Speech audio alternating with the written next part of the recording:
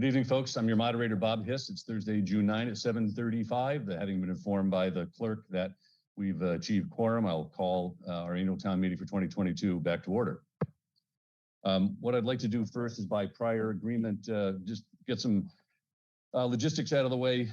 First, you remember on Tuesday night, we voted to put Articles 13 and 14 up to the top of the agenda for tonight. So we normally start with that. By prior agreement, a member has been asked to be recognized to make a motion to reopen an article. So I'll recognize that member. Then we'll go to 13 and 14. I think I'll remind you again, what I would like to do is entertain a motion then to for the town meeting to appoint Brian Walsh as temporary moderator for the discussion of 13 and 14, because I imagine I'm going to get questions about electronic voting. So I'll disappear off the podium and then go to a different room and be able to deliver the presentation and handle any questions that you might have that the moderator sends my way. At the conclusion of 14, there's another member that is asked that in case we float a Monday, they have a conflict, and can we move an article up to tonight? I'll entertain that. So with all that, if Ms. Agostino is on the line, Ms. Agostino, you are recognized. Thank you, Mr. Moderator. Diane DeTullio Agostino, Precinct 9. I rise, first of all, to make the point of order, which might help expedite the follow-up motion, because the point of order, takes precedence over motions. The point of order is, as we read Article 17 that was passed Tuesday evening, we read that it was submitted by the Select Board and the Planning Board. Article 17 notes the Master Plan Implementation Committee, which we'll abbreviate as the MPIC, per the chair advised me that was the brief way to address it, was governed under the Mass General Law, Chapter 41, Section 81D, that was noted during Tuesday evening's discussion. And those responsible to under this Mass General Law to govern the MPIC are, in fact, the Select Board and the Planning Board. Unfortunately, the Planning Board has never been involved in Article 17, whether it was just, a mistake with changing of people or whatever. But the point of order that I raise is we can't pass an article that is submitted by governing boards under the Mass General Law that gave them the powers to oversee the MPIC when 50% of the parties never posted meetings, never had any discussions. I've also, throughout the day, waited to receive the documents to show when the Select Board might have posted this article in their discussions for their agenda or their meetings. So that's the point of order that I want to get across. I'm not rising to, cause havoc here, because it may seem, well, wait a minute, Diane, we've already passed the article Tuesday evening. But if we're going to pass an article, it has to meet the laws that govern it. And this clearly doesn't. It also would then raise the question of the open meeting law. So my motion would be to reopen Article 17, which is on page 28, and I believe you have before you, for purposes of briefly discussing what can be done in order to move forward with, in keeping with all the laws that we sort of uphold at the start of our Springtown meeting. Thank you very much, Mr. Moderator. All right, if I could see in the chat, is there a second on the motion to reopen for consideration Article 17? There's a second from Virginia King. Thank you. I've been informed by town council that we completed Article 17 in an elapsed time through to now in less than an hour. So when we go to a vote, this will only require a majority vote to reopen. By the way, someone raised this point last night. If it's greater than an hour is when it requires a 2/3 vote. So this would just require a majority vote. On the reconsideration, this is, let me check something here. 30, to reconsider and interrupt. Okay, yeah, so this requires debate. So at this point, I think what I'd like to do is first recognize the chair of the Warrant Committee, Mr. Doyle. Mr. Doyle? Mr. Moderator, Yes? I have not made the motion yet. I thought you just made a motion to reopen. No, I wanted to raise the point of order first. And you just raised the point about town council and the 1 hour. There's a follow-up point of order. Should we not, so the point of order deals with, we have to abide by the given laws that govern this. Should we not reopen, review, and discuss how we could potentially address those missteps?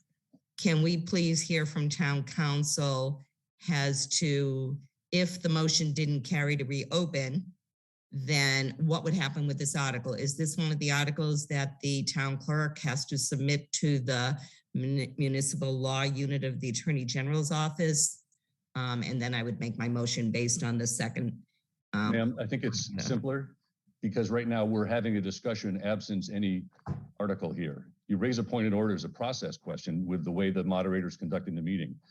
I think what I would entertain is if you made a motion to reconsider, then we can hear from the impact, and it'll be seconded, I think. We could hear the impact, what the select board do, what's the planning board think, what are the town council implications, and we can then the members will know and be informed about their decision to reconsider. All right, so the way I presented it, you did put it out to have a second, so we'll just go with that as already having made the motion. However, point of orders do always supersede any debate and any motion. So I'll hold that second point of order to be sure that we find out what the follow-up process is, and thank you very much. Thank you. Just a note for the members here. With the Zoom technology and the ease of creating chats, we are being inundated with members pinging points of order. So many that it's going to stop discussion. So for example, in some cases, I've seen 6 points of order. And so when I look at them and I see one of them that needs addressing, I speak to that one without going through every single person that's raising a point of order. And I believe that is just a policy I'm implementing under this Zoom world we're in. Because I think you would all recognize when we've been in the high school auditorium, points of order are much less frequent than we're seeing here. But with that, so that's why I'm trying to manage these points of order with some care, I should say. So at this point, since we're now under discussion to reopen Article 17, I'd like to just hear from the Select Board. Select Board, could you describe, Mr. Doyle, could you describe the process that Article 17 followed from your understanding? Thank you, Mr. Moderator. The understanding is that the Master Plan Implementation Committee approved the recommendation of increasing the members of that committee from 5 to 7. It then came before the Select Board, and the Select Board supported the recommendation and voted to increase the number of members of the Master Plan Implementation Committee from 5 to 7 members. Thank you. I'd also like to hear from the chair of the Planning Board on what the Planning Board thought or thinks of Article 17. Is Ms. Hall, are you with us? Yes, I am, Mr. Moderator. Thank you. I would like to recognize Tim Zwinski to discuss the process on behalf of the Planning Department. Our town planner, right? Mr. Yes. Zwinski, you're recognized. Thank you, Mr. Moderator. Thank you, Madam Chair. The member who made the motion is correct in that through a number of miscommunications and oversights that the Planning Board, while it had discussed the article, never actually formally took a vote on it in the period of time when the warrant was being assembled. So the board is prepared to discuss it right now, if you'll afford them a few minutes to provide an opinion and a recommendation on the article. But I think the other note about the governing law, Massachusetts General Law, Chapter 41, Section 81D, my opinion, based on my read of that statute, is that it actually has no role in governing the composition or the sort of the creation or the nomination of members of a master plan implementation committee. It only deals with the drafting and the creation of master plans themselves. How they get implemented, whether it's through a committee or through some other department or board, is an entirely a creation of an individual town's town meeting or government structure. So I think the issue of the planning board vote is a relevant one, and I think the board is prepared to rectify that right now. If you'll just afford us a few minutes to kind of huddle up and have a little bit of a discussion and come back with a recommendation. Thank you, Mr. Zawinski. While we're doing that, I think I'd had also discussed with town council the members' concerns about the governance of the master plan implementation committee by Mass General Law. Mr. Freitag, are you with us here? And could you comment on your opinion? Because Mr. Zawinski is not an attorney, but you are our town's attorney. Yes, thank you very much, Mr. Chair. Kevin Freitag from the Office of Town Council. I agree with the opinion just expressed by Mr. Zawinski. Chapter 4181D does govern and speak to the creation of a plan, but the creation of a committee, a master plan implementation committee, is in this town is entirely a creation of and a result of a vote of town meeting. It is not it is not governed by mass law. It is governed by the town meeting vote in 2014 that created the master plan implementation committee, which is subject to, from time to time, revision or alteration by town meeting as town meeting sees fit. Okay, very good. Could you also speak to, I think the member asked a question of the appropriateness of an article if it was voted on by the select board, not voted on by the planning board, but presented in the article as submitted by the select board and the planning board. I think that was the member's question. I believe that notwithstanding those that error, that the planning board did not vote on this particular article before it was submitted to the warrant, it was still taken up by the select board. And it seems to me that notwithstanding that mistake, the planning board is in a position tonight to weigh in on the plan and vote, and then relay that vote to town meeting, and then town meeting is then entitled to take a vote on the article before it. Okay, thank you.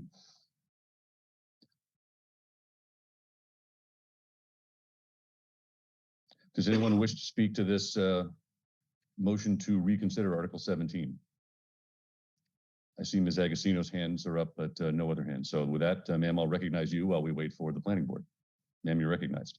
Thank you, Mr. Moderator. Diane DiTullio, Agostino, Precinct 9.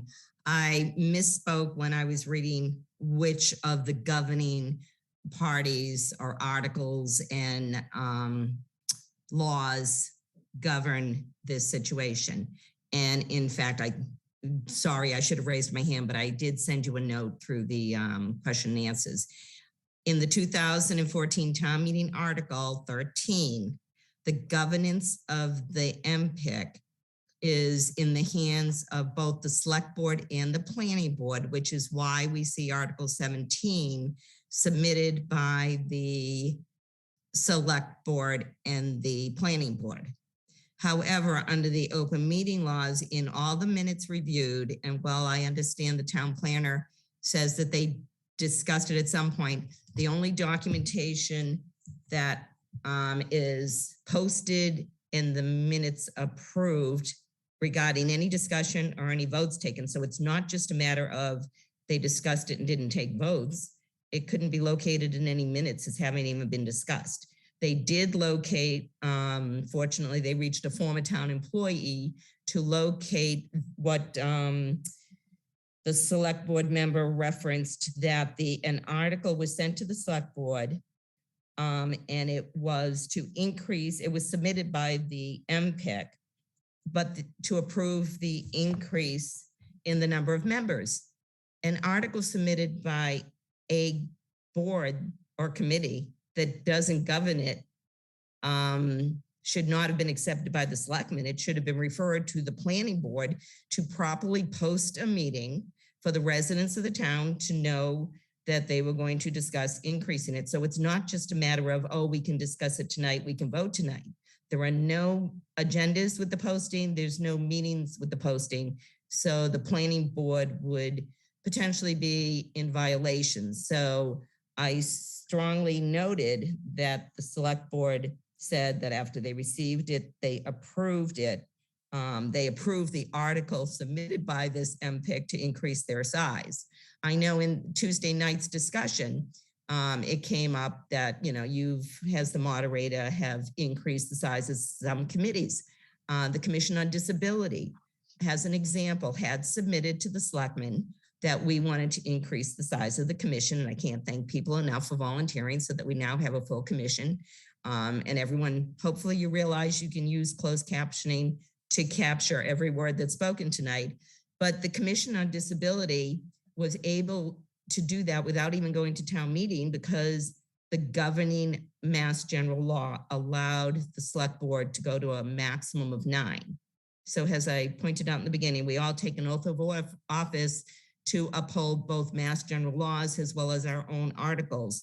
So we get back to my question on the point of order that if we pass this article that has not met the open meeting law, is this one of the articles that the town clerk must submit to the Attorney General's municipal law unit to be approved? Because there is a form that generally is submitted along with her request. And the question asked, does it meet all of the Mass General laws and governing of the city or town? So that's where that question came in.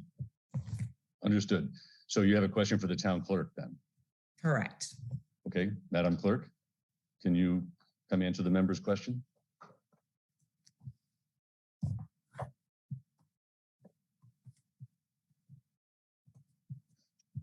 Good evening.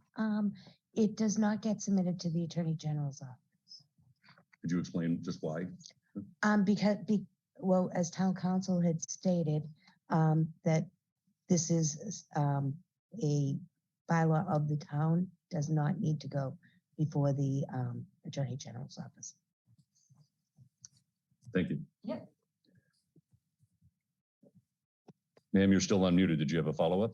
Yeah, so in response to that answer, I thank the town clerk for clarifying that this, by approval, we are making this a bylaw of the town, which makes it even more important that we follow posting requirements, minute requirements, and that we not just say tonight, oh, it's really easy. Let's just let the planning board take their vote and move on. That would be the easy thing to do. But we are including it has, and the language is not of the article, even has amended, would not be something that the town council should be approving because it does not identify the Article 13 of the 2014 town meeting. So it would require, it needs to be referred back to actually be properly written and recognize the governing authorities as well as supporting the open meeting law. Okay, Thank you. ma'am. The town council, Kevin Freitag, has his hand raised. Mr. Freitag, you're recognized. Thank you, Mr. Moderator. Mr. Moderator, I just spoke with the town clerk and we had discussed this, and I just wanted to clarify the point that this is not a bylaw. This is a committee that is being formed as a result of the vote of town meeting. Therefore, the submission process to the AG's office, which is appropriate for the creation or amendment of town bylaws, is not applicable. Second, with regard to the open meeting law issue, any issue that may exist, it is my opinion, is now being resolved by the planning board taking a vote on whether or not it supports this article, which they're going to report to town meeting, in my understanding, momentarily. Thank you. Thank you. Ms. Agostino, if I let you speak again, I'm violating process, and you know how important process is to you. So I do have 2 other members wishing to speak. can I go to them and come back to you for your third follow-up? It's actually not a third follow-up when it's a point of order. So I'll let them speak to hopefully expedite things, but it is a point of order to what was just stated by town council. Thank you. Thank you. I see Ms. Regina Campbell Malone. Ma'am, I think welcome to town meeting and you're recognized.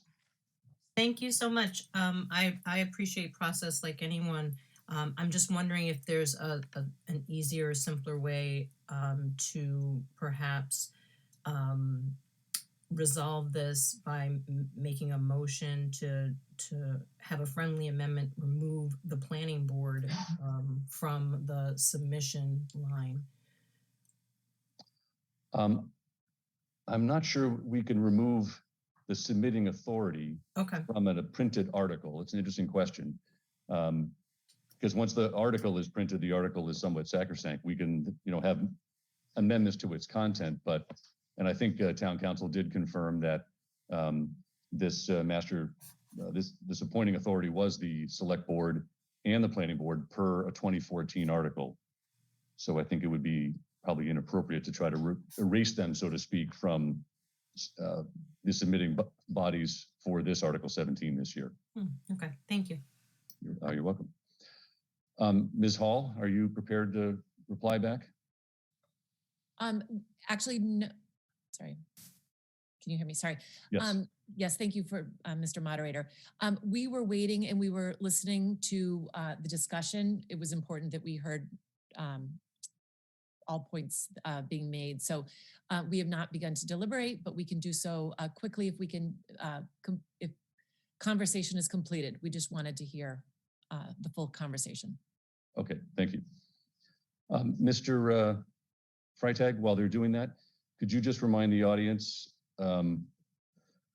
who are the governing, let's say the appointing authorities of the Master Plan Implementation Committee?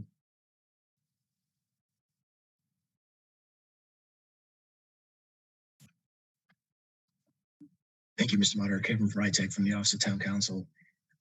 Regarding the appointment of members, it is a joint appointment by the Select Board and by the Planning Board.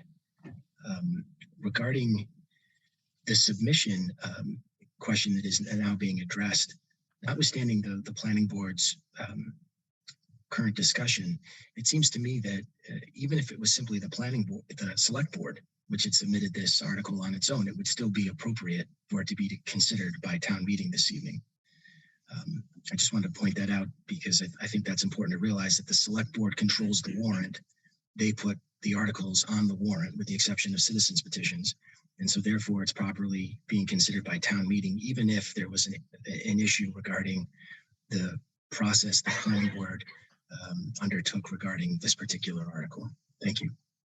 So if I can have a follow-up so I can make sure I'm clear on your answer and so the members can. So even though the article in 2014 that created in town meeting, the MPIC, which was, and then created the authority for the select board and the planning board to appoint members, you're saying expanding that could be an article supported and recommended just by the select board? Correct, because ultimately town meeting has the authority. If there had been a citizens petition submitted to town meeting this evening to increase the membership from 5 to 7, and it hadn't been submitted by the planning board or the select board, I think that would be appropriately considered by town meeting because ultimately town meeting is the one that makes the decision.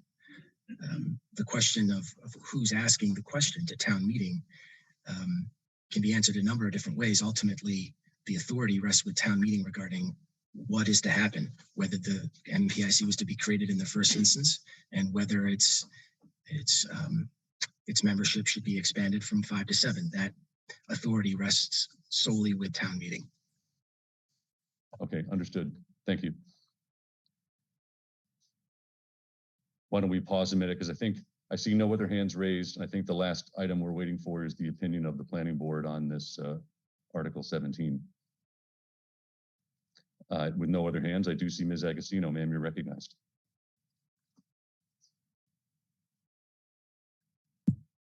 Mr. Moderator, Diane DiTullio, Agostino, Precinct 9. As I stated, there are several points of order. I stepped aside to allow discussion to continue. But point of orders do take precedence over motion. They're not simply a matter of discussion.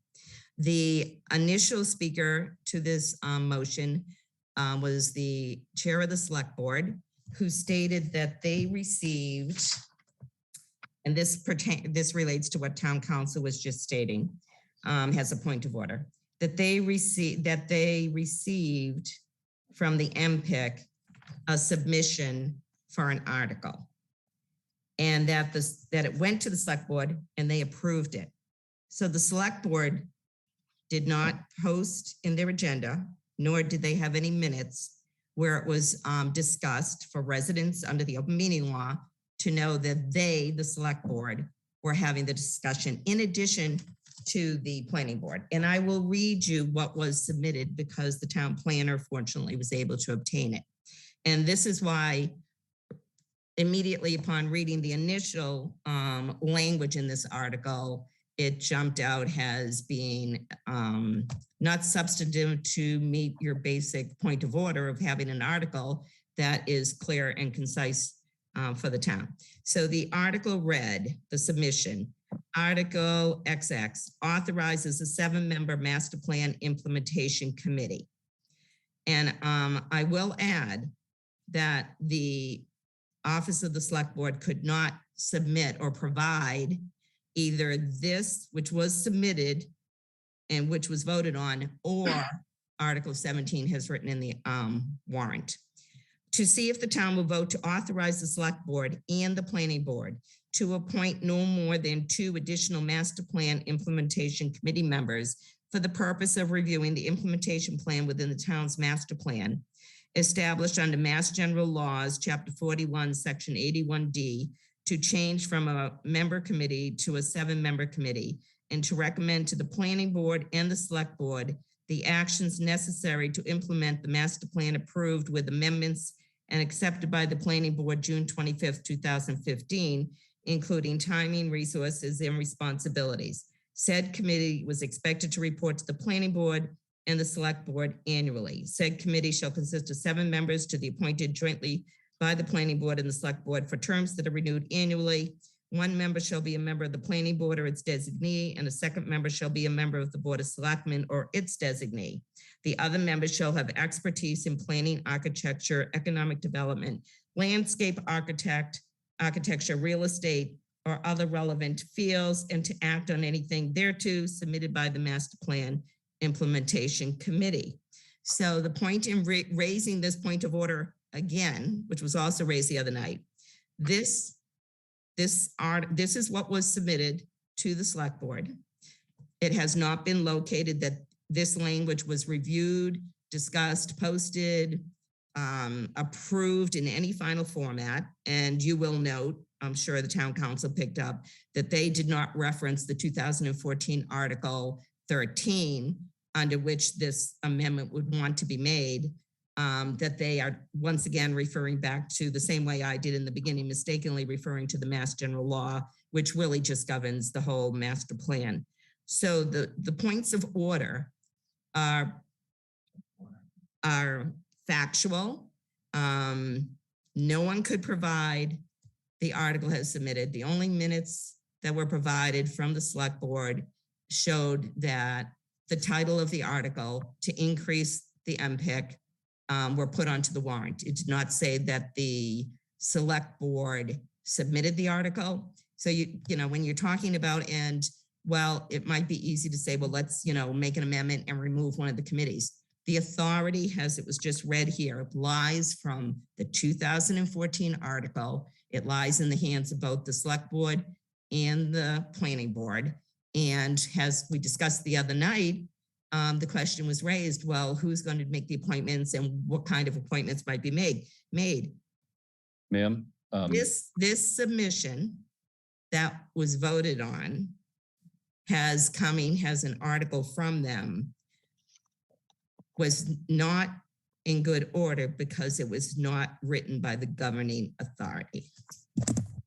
And that's the point of order. That's not a discussion to the motion. All right, ma'am, I'm going to tell you what a point of order is as the town moderator. I'm reading from page 109 of town meeting time. One, is the speaker entitled to the floor? You haven't raised that point. Second, is what the speaker is saying or proposing indecorous, frivolous, irrelevant, illegal, or contrary to proper procedure? You haven't raised that point. Is any pending action frivolous, irrelevant, illegal, or contrary to proper procedure? The action we're pending now is opening an article, reopening an article. All the points you are making are arguments in favor of that. They are not process points of order. And I've let you make these points at considerable length. So at this point, I'm going to acknowledge two other points of order. Mr. Fundling raised the points I just raised, and Mr. Hart asked, how is the speaker able to speak so long when these aren't process points? So ma'am, at this point, the next thing I want to hear from is the planning board. So if we could just pause for a minute, I'm going to go check and see what's up with the planning board.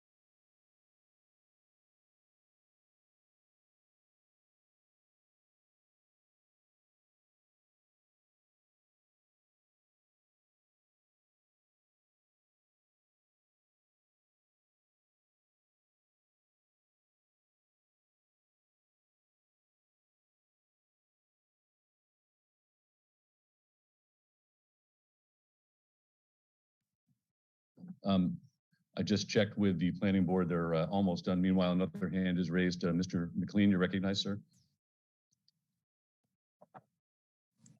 Thank you, Mr. Moderator.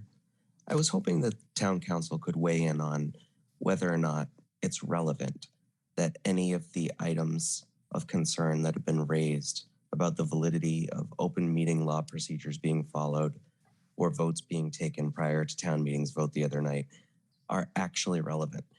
It seems to me that the warrant committee voted, town meeting voted after the article was recognized, and the fact that open meeting laws or anything else were not followed in a prior procedure should not undo anything that town meeting did. So, question to the town council, is there a problem with the validity of the vote that town meeting took the other night? Thank you. Mr. Freitag, you're recognized to answer the member's question.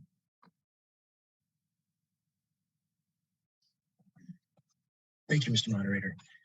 I don't believe that the issue of whether or not there was an open meeting law is relevant to the issue of whether or not the town meeting vote from Tuesday night is valid.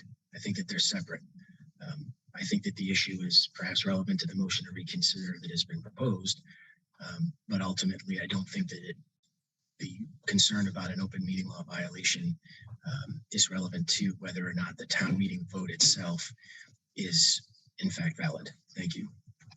So if the town thinks it's the open meeting law is a concern, it can reopen the article and vote the article down. I think that the town certainly can consider that, and a person can make a motion asking to reconsider on those grounds, and then it's up to the town meeting to decide. Okay, thank you. I see Ms. Hall of the planning board. Ma'am, you're recognized. Thank you, Mr. Moderator. Meredith Hall, Chairman of the Planning Board. The board has discussed this, and we have voted to approve the submission of Article 17 as amended. Thank you, ma'am. I see two other hands, Ms. Conlon and then Ms. Agostino. Let's go to Ms. Conlon. Thank you, Mr. Moderator. Katie Conlon, Precinct 3. I think I heard the moving party state that the select board had not posted a notice on one of our agendas that we were going to be acting on this topic of increasing the size of the Master Plan Implementation Committee. That is not correct. We did have many discussions on this. I took a quick look just now on the town website.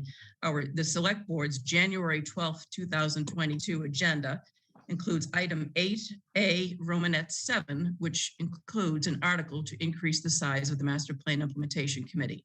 So I want to clarify that the select board had numerous discussions about town meeting articles for this town meeting throughout the winter and spring months. This item appeared on many agendas, and there was discussion and a vote on the topic. Thank you, Mr. Moderator. Okay. Thank you. I see Ms. Agostino, I think you're at your 10-minute limit. I'll open this up, but please be brief with your question. I actually posted the request. You quickly read the rules and the point of order, not the discussion that I was raising, which can be very trying for town meeting members to have to listen to the back and forth on point of orders. In the point of order, the rules that you quickly read, if you're raising a point regarding illegal, if you read it so quickly that yes, I'll read that again. Yes, it says, is any pending action frivolous, irrelevant, illegal, or contrary to proper procedure? And my view is right now, the action is to reconsider this article. So do you think there's anything illegal going on about their reconsideration of this article or moving to reconsider? I don't. And to the point of order that I have stated, and maybe it has not come through clearly, is that the governing article of 2014, Article 13, clearly did require the select board and the planning board. And while as I stated, open meeting law, it's not just frivolous. It's how we base everything on. So I went to both committees and spent most of today waiting for responses. I did read the minutes. And the reason I read the lengthy article was so that you would see we're talking about the process and the legal need to have an open meeting law to make sure of the language in these articles. Well, this was amended. And, sometimes when you try to make your point, sometimes, let me just, I will finish. Sometimes when you try to make a point, you pretty much shoot yourself in the foot because people don't want to hear it any longer. You're right. This has gone on too long, but the open meeting law and the article do govern this. So thank you. Thank you. I'm going to remind the members, the point of order is the uninterruptible and most important sort of motion in town meeting time. It is there so that you can question the process going on right now, not a reason to to do something about that process. So the process going on right now is deciding whether to reopen 17. Whether 17 has a problem is something we discuss if we reopen 17. That's why I'm disagreeing with the speaker's point that there is something illegal going on, and this is not a valid point of order. It's a discussion on the art of motion. So at this point, we've heard from the Planning Board and the Select Board. I'd like to recognize Chair Asher of the Warrant Committee. Warrant Committee, what is your view on the motion to reconsider? Mr. Moderator, the Warrant Committee has not taken a vote to reconsider. I just want to point out that the original Article 17 was approved at our March 7th meeting, which was an open meeting. Are we required to give an opinion on the reopening of this? No, this is just a process motion, I think, not a content. As far as the Warrant Committee is concerned, we executed our responsibility in an open meeting according to the article that was presented to us in good faith that it was properly referred to us. Okay, thank you, sir. At this point, I'm going to move to a vote. This requires a majority vote. If we could put up the poll.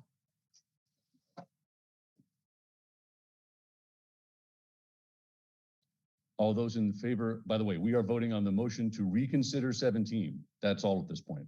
All those in favor of the motion before the body, please signify by voting yes. All opposed, please vote no. All abstaining, please vote abstain. If we could unmute the phones. On the phones, all in favor, please signify by saying aye. Opposed, no. No. Thank you. We can mute the phones.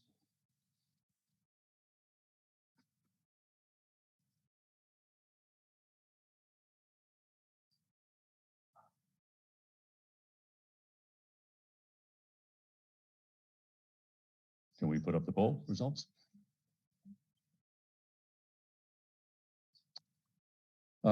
So the motion fails by a vote of 40 yeses at 20%, 157 noes at 77%, and 5 abstains at 3%. Thank you. So with that, I'd like to move to entertain the following motion before we go to Articles 13 and 14. I want to see if in the chat a member would support the following motion to appoint Mr. Brian Walsh as temporary moderator for the consideration of Articles 13 and 14. Is there a support for that with a so moved and a second?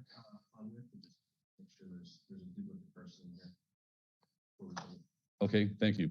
I see there's a so moved by Mr. Sybeck and a second by Mr. Matthews. And our Zoom admin says we have a Hi, Veronica McCarthy. I've got Vicky here. Is Vicky at home today? She's here. You are in the Zoom meeting twice. We just need you to raise your hand on whichever device you are using to vote. If you are indeed logged in twice, but there's only one person who's a town meeting member, please. Veronica McCarthy.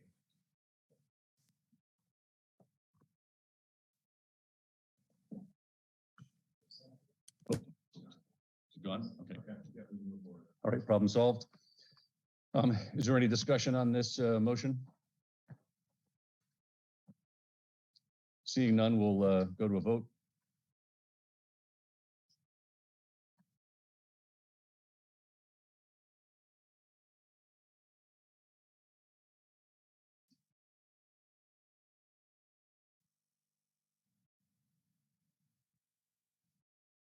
We put up the poll.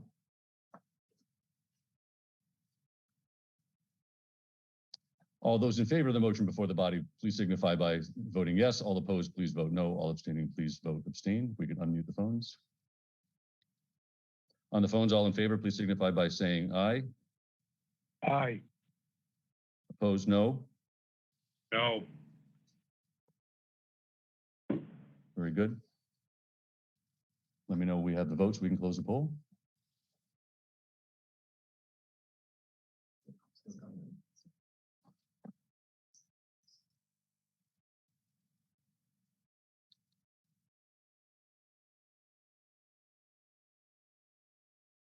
Can we close the poll? Yep, okay. The motion carries 173 yeses at 89%, 15 noes at 7%, and 7 abstains at 4%. So with that, I'll step aside. Mr. Walsh, gavel's yours.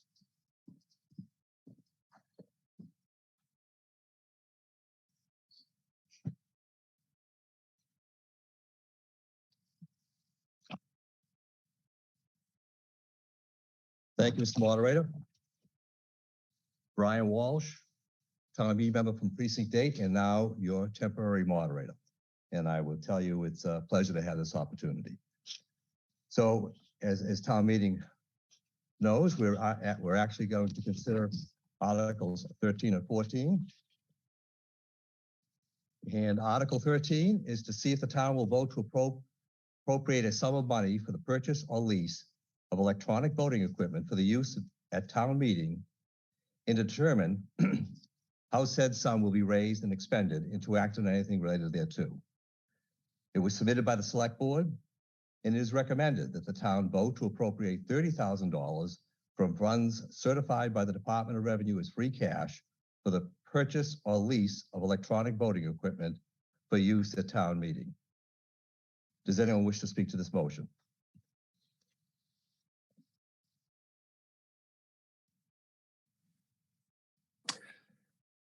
Yes, I can start, Mr. Moderator. Mr. Hish, you're recognized.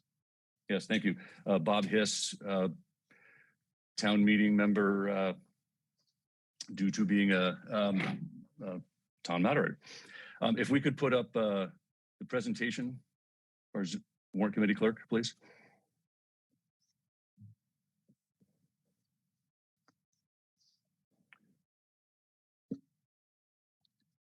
Thank you. If we could go to the second slide. So there's four things that I wanted to explain about both Articles 13 and 14 tonight. One, the consideration of the two together, the report of the Electronic Voting Committee from a few years ago. Why is this being reopened now? What are the costs involved? And the next steps to proceed. If we can go to the next slide. The consideration for articles tonight, some members have asked, why are we doing the funding question first and then the adoption of the bylaws? The reason is, if we approve the funding and you rejected the bylaw change, then the money could just sit there and be unspent. But if we approve the bylaw and we didn't have the funds, electronic voting could not go forward. So that's why we're doing them in the sequence we're doing them. They will be separate votes. I believe that's how the moderator is going to handle it, but that's why we're talking about them together in this sequence. Next slide, please. So back in 2019, I appointed an electronic voting committee. You can see the members here is chaired by Mr. Frank Schroth. It also had the town clerk, two members, Kathleen Lavery and Mr. Shields, who was a former select board member as well, and Rob Mallet of IT. What they were charged with is to research the possibility of electronic voting, to identify where it was happening in the town, in the state rather, to find out which towns were doing so, what their satisfaction was, and to ultimately come back with a recommendation to me, and then to bring to the select board about whether to go adopt it permanently for the town. If we go to the next slide. So what they reported is that they found that they had actually seen videos of town doing voting. So this is all pre-Zoom, so we hadn't seen what this was like. So they got to watch it in action. They were able to survey town moderators and clerks across the state, both representative town meetings and with open town meetings. They looked at the way they had studied the issue, the bylaw changes they put out. In particular, you can see there were some that are near to us: Arlington, Brookline, Belmont, Natick. They talked to the town officials here in Milton. You can see the list that's there. They did a poll of residents. Mr. Schroth told me it was about 100 residents. They were town meeting members and residents, to see what they thought. And then they talked to the three leading vendors in the market that serve Massachusetts, and to get some preliminary, just indicative bids of what it would cost to either lease/rent the equipment or to buy the equipment. And the final statement from 2019 is summarized in the blue box in the bottom. It said the committee recognized the merits of the technology, but because of concerns about Milton's financing back in 2019, about half the residents said we're concerned enough with the financing, and half said, is this the right priority at this time? So they said, we like the idea, but not now. And so they reported that back to me. I presented it to the select board, and the select board agreed to stand down until some future date when priority rose and the finances became more acceptable. The committee had some pictures of what the clickers look like if we're sitting in a live auditorium. So these are two of the vendors. It's Meridia on the right and Option Technology. I'm sorry, Meridia on the left and Option Technologies on the right. So you can see on the left-hand side, they have simple green, red, yellow buttons for yes, no, abstain. On the right, they use digits 1, 2, 3. So there's simple clicker technologies. They're wireless devices. It operates in a closed network inside the auditorium. And for that regard, it's relatively secure. It doesn't lend itself to a hybrid model, by the way. Everyone would have to be present inside a single building. So then the question is, why bring this forward now in 2022? So a few things. Through the Zoom webinars, we have been experiencing electronic voting for, prior to this, 6 different town meetings. And I think you've seen we haven't had any votes challenged with a standing vote or a roll call vote or a quorum call. The town clerk gets precise voting results, and so she even gets exact voting counts, which are important for her and her precision. In finances, you heard Chairman Doyle speak about ARPA funding that is relieving some of the pressure in this year's funding. And we'll hear later on, we saw the CPA allocation the other night. The CPA, as it goes forward, will allow the town to do other things and further release some funding. The adoption is increasing across the Commonwealth, particularly among the representative town meetings. So the table at the right is the most recent status that I obtained through the Mass Moderators Association. So 11% of the total towns, only 9 of the OTM, the open town meetings, the RTM of the representative town meetings, which is what we are. And you can see 12 of 32 representative town meetings, almost 40% are adopting this. And so it is continuing to gain steam and momentum. The last item is costs. In January, Rob Mallett of the committee went back to the same 3 vendors, Meridia, Turning Point, and Option Technologies, and asked them, based on 300 devices, would you, and a certain number of town meetings, because the pricing for varies with town meeting under a leasing case versus a purchase case, tell us what it would cost to buy the system outright. And if we did that, we'd factor in costs of the IT staff to change batteries and to help us set up in the high school. And you'd have periodic refreshes of the technology. Every 5 or 6 years, things die, and you'd have to probably buy new equipment. If you leased it, the vendors come and they show up. They bring all the equipment. They bring their staff. So there's no labor cost to the town, but there is a per night cost. So if we have a 5-night annual town meeting, 2 nights in the fall, 2 nights in the spring, that's the 9-night worst case. You see the budget, and this is the cost. This is back in January, could be over $100,000 to rent. It would be about that point, about $32,000 to own in the worst case. The best case, you can see it goes down to 55 to 19. And the expected case where we might have 3 nights of an annual when we're back in person, and then a 2-night fall town meeting, you can see it's $75,000 to rent versus $26,000 to own. So I presented this information back to the select board. They asked me some follow-up questions. I went to find that. I further surveyed other towns. Did you have any regrets? And the only regrets were some towns had been leasing and they found it expensive, so they went to purchase. Some had done what I said, they'd purchased again. Nobody had gone backwards in their decision. So if the body decides to go forward with this tonight, a few things.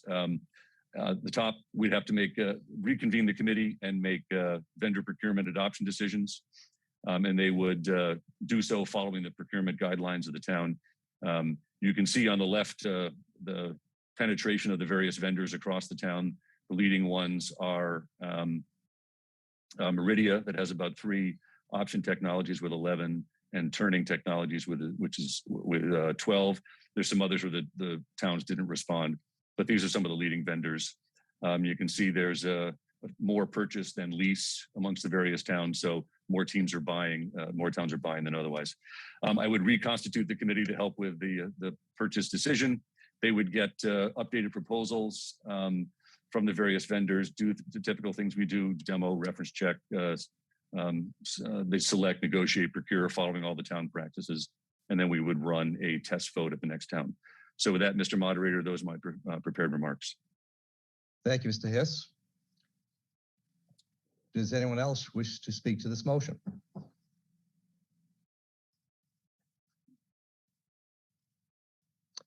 Seeing none, I'd remind. Oh, I apologize. Getting accustomed to my technology here. I apologize. There you go. The hands. I see. Yep.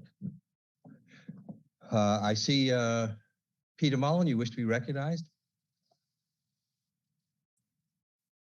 Peter Mullen, Precinct 2. I had a few questions with regard to this article.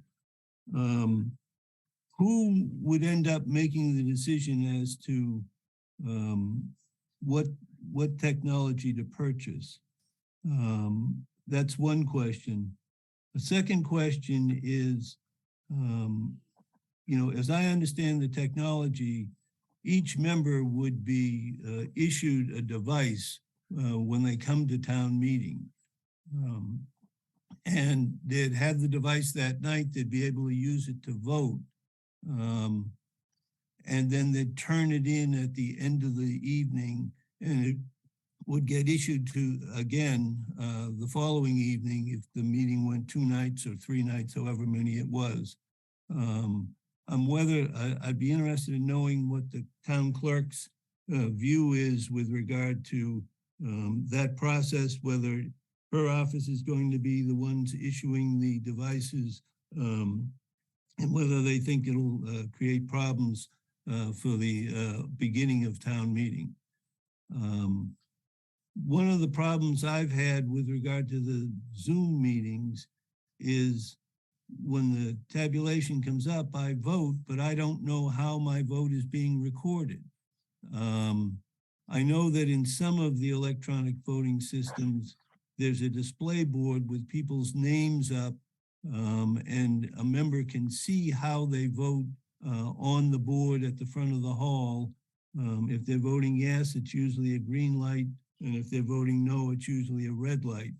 Do any of these systems include such a feature? And if not, would that be some additional cost? And if so, what would the cost be?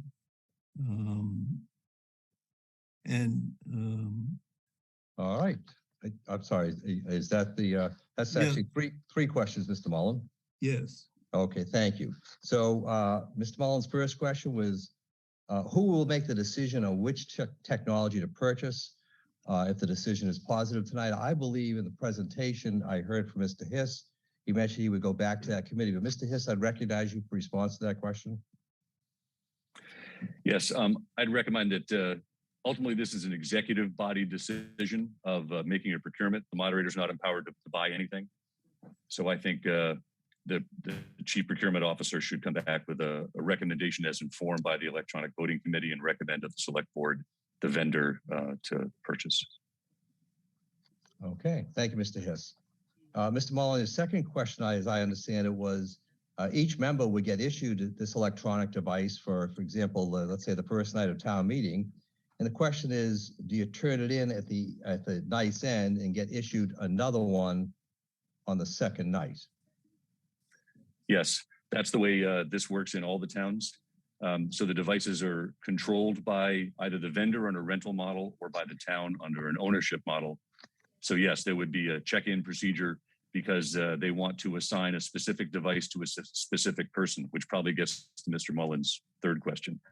So if John Doe is an elected town meeting member, they would get issued device 1, 2, 3, and then in the records, the town clerk would know how John Doe voted on a particular motion or article because they're tied to that device for that night. And then when they leave, they return the device back to the staff. By the way, in our costing model, we know the town clerk's office is stretched, so we put in overtime for the IT department to help with managing the devices. So under the supervision of the clerk, issuing them out and helping to collect them, resolving any issues, keeping them charged with batteries, et cetera. So that's in the ownership model and not in the rental model, because in the rental model, it's provided by the vendor. So Mr. Hiss, and I guess. Third, sorry. Oh, I'm sorry. Go ahead. On the third was, yes, the technology, it's at the, yes, you can put the live on the screen. You can see the live vote occurring. And there are options by vendor. I haven't gone through the specs of each individual vendor. That would be the voting committee. But if that was an important requirement, you could actually see people's votes scrolling up on the screens live should the meeting wish to operate that way. Thank you, Mr. Hiss. Mr. Mullen, I recall you said something about the clerk. Did you wish to hear whether the clerk is supportive of this approach? Is that the question?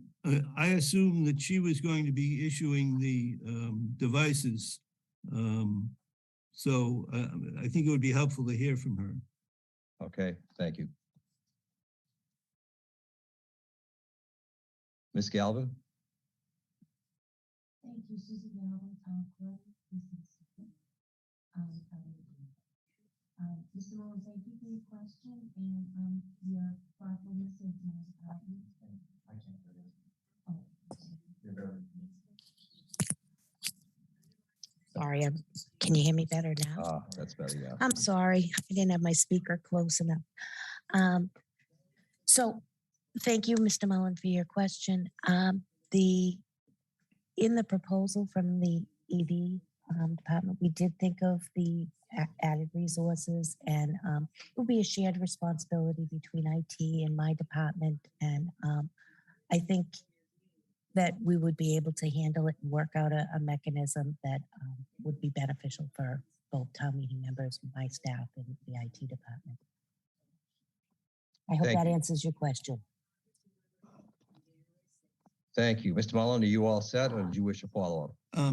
I'd like to follow up on one matter with regard to what Mr. Hiss had to say. He mentioned that devices would be assigned to a particular member, and there'd be a record as to how that member voted. I'm wondering whether that's going to be a record that's preserved. Is it a public record? Would it get published as part of the report of the annual town meeting in the annual report? I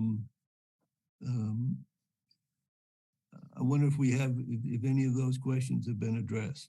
Yeah, thank you, Mr. Mullen. In fact, I was going to suggest that, but I'll turn it over to Mr. Hiss. I was going to suggest, first, is there a sense that those items have been addressed?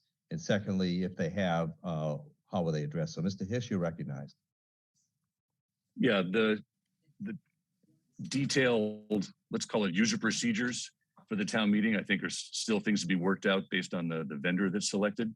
But the electronic voting committee said one of the benefits that the respondents and other towns found was the fact that for representative town meetings, they nearly universally, I think, did record on a permanent basis the vote on each article in motion by member. Interestingly, the open town meetings, they like it because they use a secret ballot. So there was strong support from the 100 respondents for the record you would get with electronic voting. Thank you, Mr. Hiss. Mr. Mullen, I assume that addresses your question. I assume so. I mean, I don't know whether or not that's going to be reported in the annual town report. I mean, we vote on a huge number of procedural motions and other things in town meeting.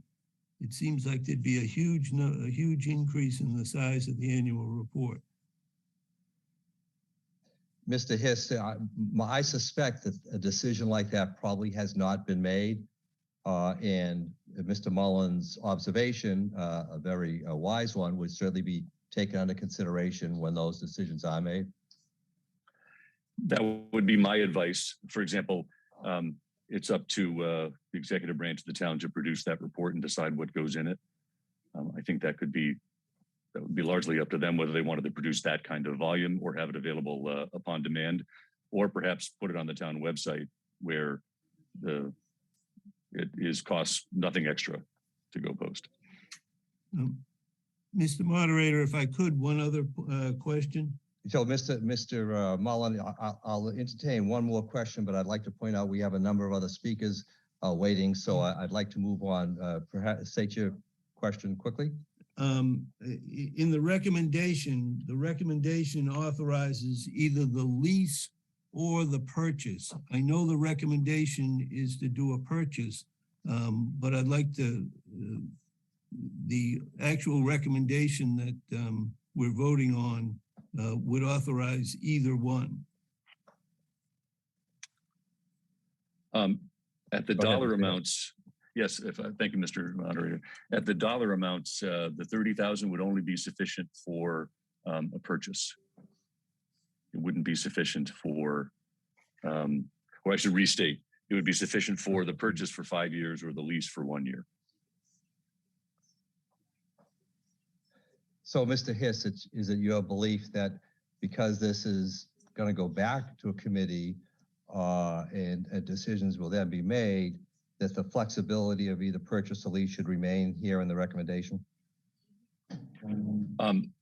I believe so, but obviously that's up to town meeting. So we ran the math on first year. For example, the worst case first year rental would be about $20,000, which would be within the 30, obviously. And then the case for the 5-year summary to purchase would be $30,000. So, Mr. Mullen, unless you are interested in making a motion to amend, I think that explanation is clear and there's flexibility in that, the way it's stated currently. I have no motion. Thank you. All right, thank you, Mr. Mullen. Next, we have Jill Clark. Jill, you wish to be recognized. Thank you, Mr. Moderator. Jill Clark, Town Meeting Member, Precinct 4. Prior to moving to Milton, I had the opportunity to serve the town of Belmont as a town meeting member, where we did use the electronic voting technology. I found it to be useful, efficient, and strongly recommend the passage of both Article 13 and Article 14. If I may just very briefly describe some of the process, which I think might help answer some of the previous members' questions. When town meeting members arrived, there were tables set up by precinct where people signed in and received a device that was specific to them and labeled with their name. There was no log jam. It was very efficient and went very quickly. At the time of voting, as described, there was a screen that displayed that the member had voted, but not what the member's vote was. So people could confirm that their votes had been recorded. It did not immediately record people's votes until I sponsored an article, which it required a bylaw change to record members' votes. But we did make that bylaw change and record members' votes. The exact members' votes were available by the next day at the town clerk's office or on the website, but were not published in the annual report. Thank you. I think that's all I have to say. Thank you, and thank you for letting Milton benefit from your experience as a town meeting member for another town. Appreciate that. Next, waiting to be recognized, Deborah Felton. Felton, you're recognized. Mr. Moderator, Deborah Felton, Precinct 2. I would like to ask if a voting application was ever considered. Many of us voted at a convention last Saturday where we downloaded an app to our telephone, and it was very easy and votes came up very quickly. So just wondering if that was considered as an alternative. And there was, if people did not have a smartphone, there was an alternative way for people to vote. So that was taken into consideration. Thank you, Mr. Moderator. Thank you. Mr. Hiss, can you address Felton's question? Yes, I'm looking at the report that the Electronic Voting Committee submitted back in 2019. Their concerns were on in system security. They said, if I get the exact voting integrity, they did, let's see, I think they said no town had implemented for example, smartphone-based application voting due to difficulties with both authentication. As you can see with Zoom, we spend a lot of time focusing on that. And just security of the overall system, which would be operating on more of a public network like the internet or a cellular network. So they recommended going with one of these closed systems instead of a smartphone or computer-based system, just due to security. Thank you, Ms. Dixon. Actually, we have a member of that committee here in the room. Mr. Allen, I'll ask him to respond to the consideration that was given. Thank you, Mr. Moderator. I was on this committee. I'm the interim IT director at the moment.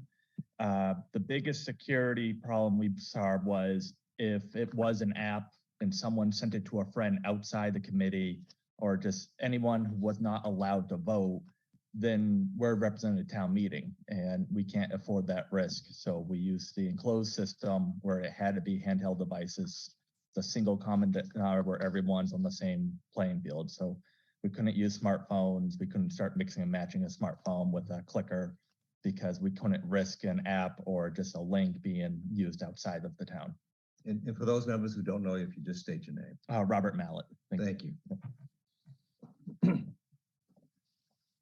Thank you. Don't know if Mrs. Felton is still there, but did that address your question? Yes, it did. Thank you. Thank you. I see next, wishing to be recognized, Brian Kelly, you are recognized. Yes, this is similar to the last speaker's comment about smartphone. Well, we don't have to get an app. Why don't we just use Zoom on our smartphones, do a Zoom meeting at a live meeting where when we vote with the poll. So in the same technology we're using, the same security we've already approved, and it wouldn't cost us any money except for the current expense of what you're spending now for a Zoom meeting now. And also, we wouldn't have to collect it. I'm on my smartphone right now. I'm voting on my smartphone tonight. Now, the screen isn't as big as a computer, but we wouldn't need a big screen to see all the articles because we'd be seeing them on the main screen at the town meeting. We wouldn't have to worry about technology updates because Zoom will do that for us. And I think it would probably work just as well or even better, and it'd be very low cost.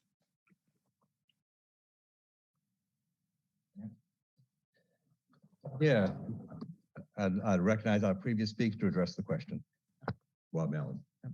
Robert Mallett, Interim IT Director. At the time when we researched this, we didn't look at Zoom. This is pre-pandemic, so it wasn't really a consideration as much. We were looking at an actual voting system. It would something that would have to be reconsidered by the committee. One of the concerns I'd have were not only do you have everyone's own devices, people could have their sound on.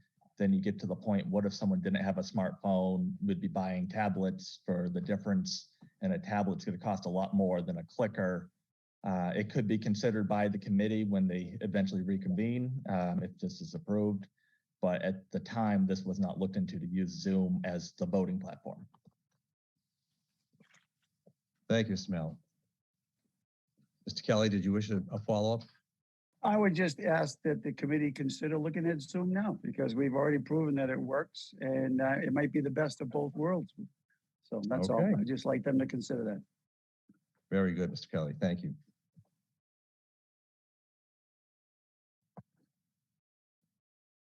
I'm sorry, I was looking one ahead. Robert Kelly, you wish to be recognized? You're recognized.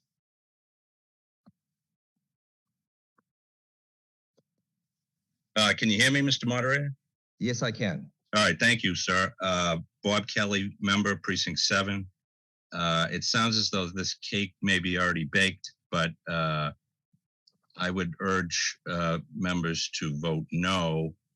Number one, I heard mention of overtime or potential overtime, and based on the previous two town meetings, there's a substantial amount of overtime being expended by the town already in other departments. And I think, frankly, there's enough overtime for those departments. I don't think the town needs to be spending even more money on overtime.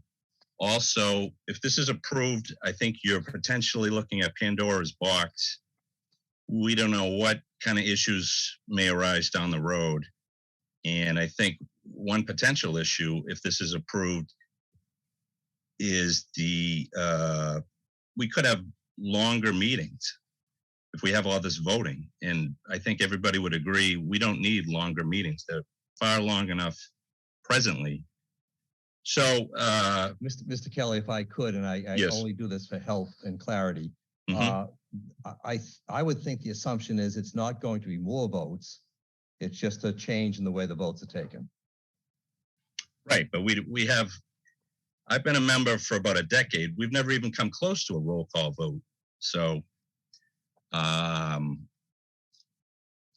finally. So again, Mr. Kelly. Yes.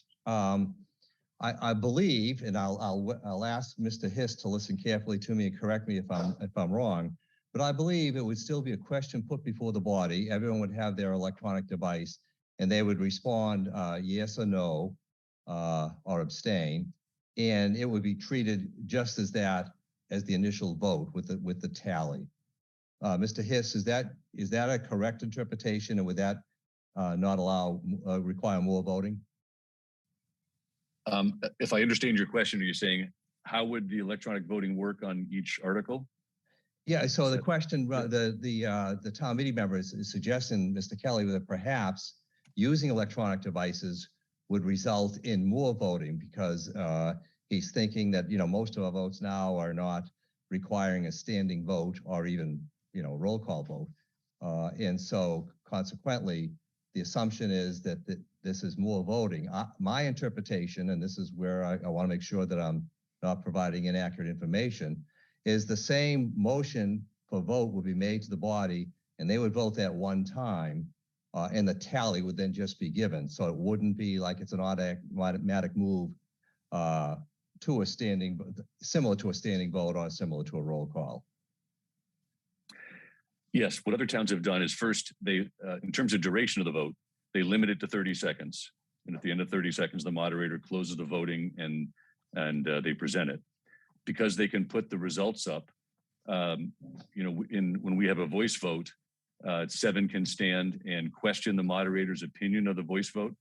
The electronic voting eliminates the standing count because you have the results displayed right in front of you, as the prior member from Belmont said. And third, I was not aware, and maybe Mr. Mallett or Ms. Galvin heard of a town that had a roll call. But if you're recording the vote by member, because you have an assigned device by member, then if someone calls theoretically for a roll call, you could produce the results on the website, you could present it up on the screen, et cetera. So I think you'd find you'd eliminate the standing votes in exchange for the 30 seconds per vote.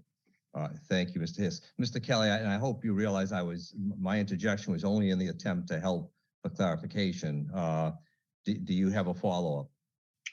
Just a concluding remark. I'd rather see the town spend $30,000 on planting trees or give that money to the residents fund or hire an enforcement officer.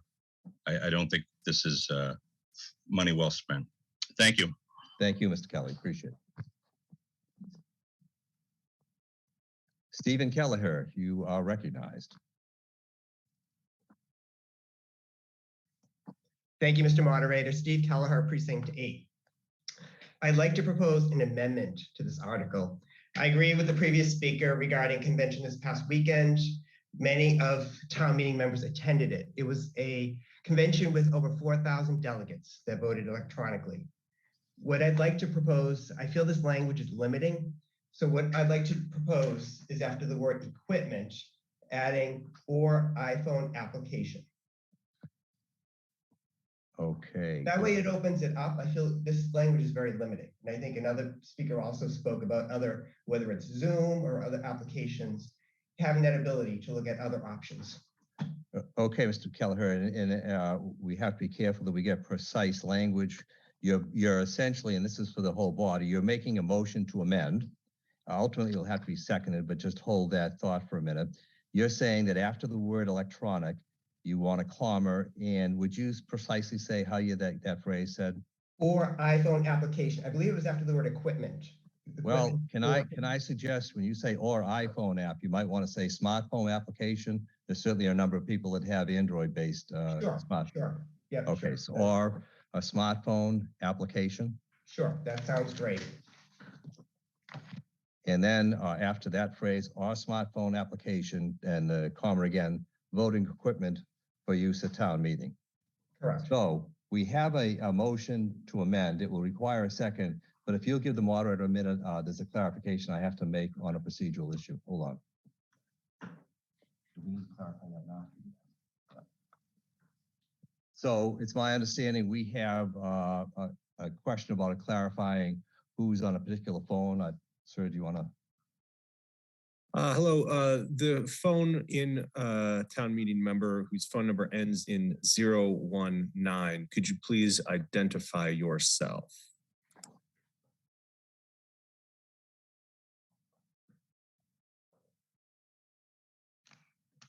Phone number ending in 0. Oh, there you are. Two guys, precinct 9.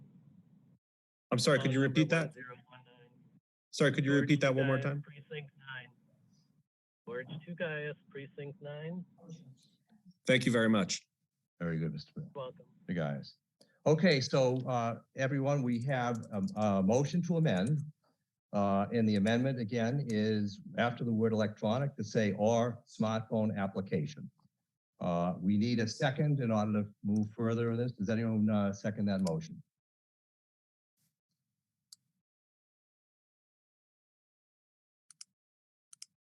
I see Ms. Agostino, you have seconded the motion.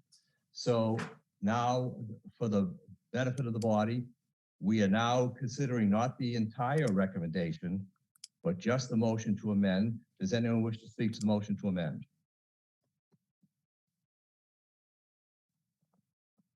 I see Mr. Fruse, you are asking if it could be accepted as a friendly amendment. Excellent question. This is it's submitted by the select board. So I would wait to hear whether the select board would accept this as a friendly amendment, and then the support or the vote of the warrant committee. So folks, if you'll hold on 1 minute, it could save us a lot of time if you give me a minute now. Thank you.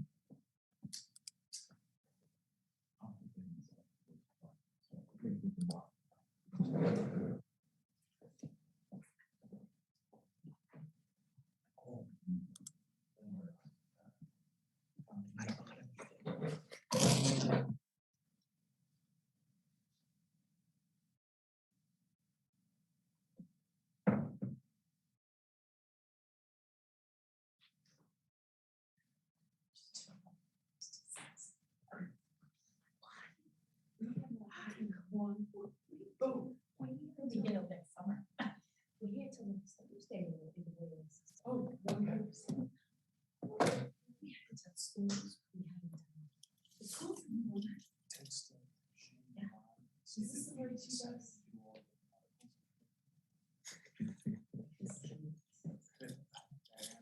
And Agostino reopened all articles. Yes.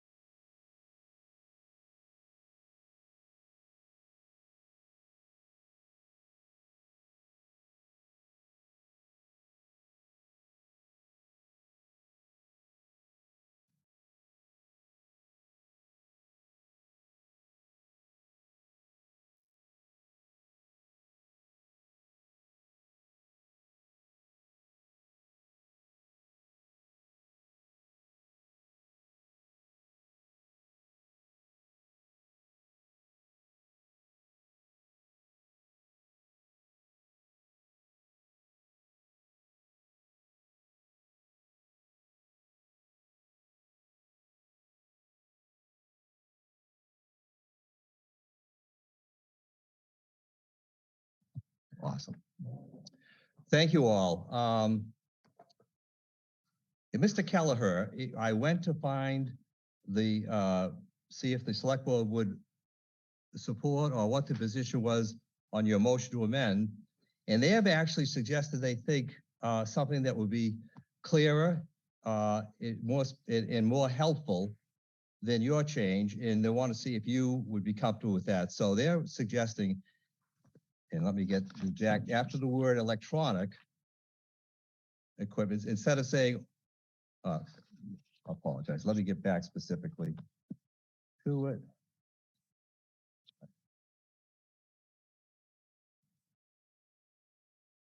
Yeah, so after the word electronic,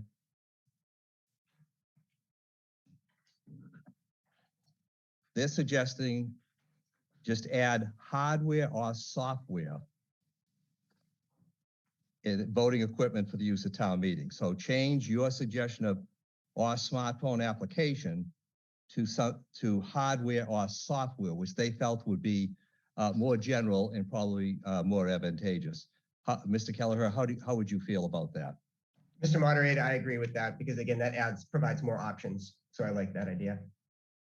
Okay, so we did have your motion to amend, and we had somebody second that. I believe it was Mrs. Agostino.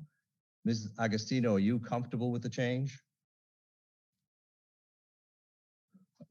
And actually, folks, actually, just hold on one more. I just said second. Yes. Oh, thank you. Thank you.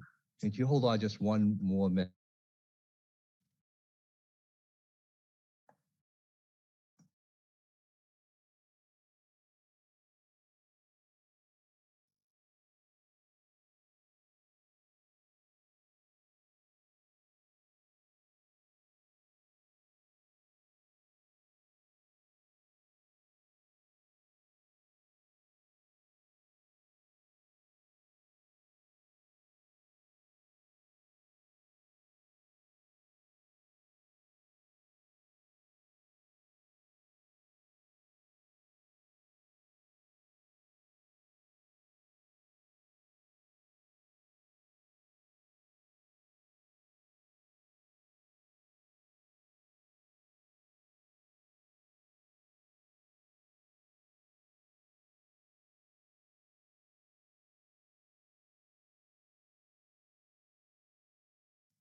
Thank you, folks. I'm trying to keep this moving as fast as possible.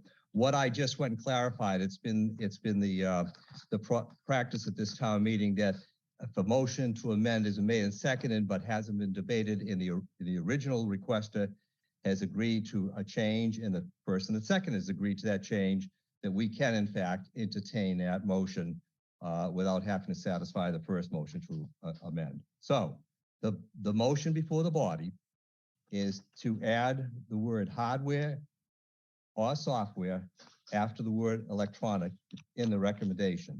That's been made and seconded. Is there any debate on that? I apologize. I should add that your select board has voted to support that motion. And they are the submitters of the article. It's actually a friendly amendment. So I apologize. I'm getting back in my feet all here.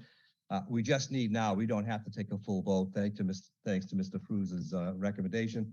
We just need to hear the position of the warrant committee. Mr. Moderator? Yes, sir, you are recognized. George Asher, Chair Warrant Committee, Town Meeting Member, Precinct 6. The Warrant Committee unanimously supports this change and recommends it to town meeting. Terrific. Thank you, Mr. Asher. And so for the body, the recommendation before you is it's recommended the town vote to appropriate $30,000 from funds certified by the Department of Revenue as free cash for the purchase or lease of electronic hardware or software voting equipment for use at town meeting. Does anyone else wish to speak to this motion? Virginia King, you're recognized.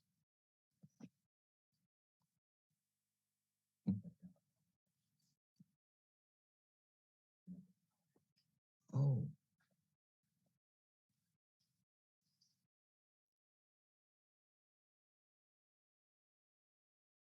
So apologize, your moderator went out of order there, and since wasn't responsive, Deborah Milbar, you have your hand raised, you are recognized. Hi, Mr. Moderator. Thank you very much. Deborah Milbauer, Town Meeting Member, Precinct 4. So my question has to do with process. I'm wondering who and how it will be decided that we'd have transparent voting. Can you hear me? I didn't hear the end of that. Who or how, and what was the rest of that? Sorry. It's a process question, and I'm wondering who and how it will be decided if we have transparent voting. It sounds to me like there's a few different methods. So previous speaker said, you know, you put it up and you can see that they voted, but not what they voted. You can have it available the next day. You could put it up on the screen and you could see. So this is a huge change. And I'm wondering, will the committee decide that? Will this come back to town meeting as an article? It's a pretty big, significant change. I'm not for or against. I'm just trying to assess what the process would be. Thank you, Ms. Milbar. Mr. Hiss, would you be able to weigh in on that? Yes. I think there's a couple approaches. Some towns put this entirely under the decision of the moderator in how it's implemented. Others get quite prescriptive.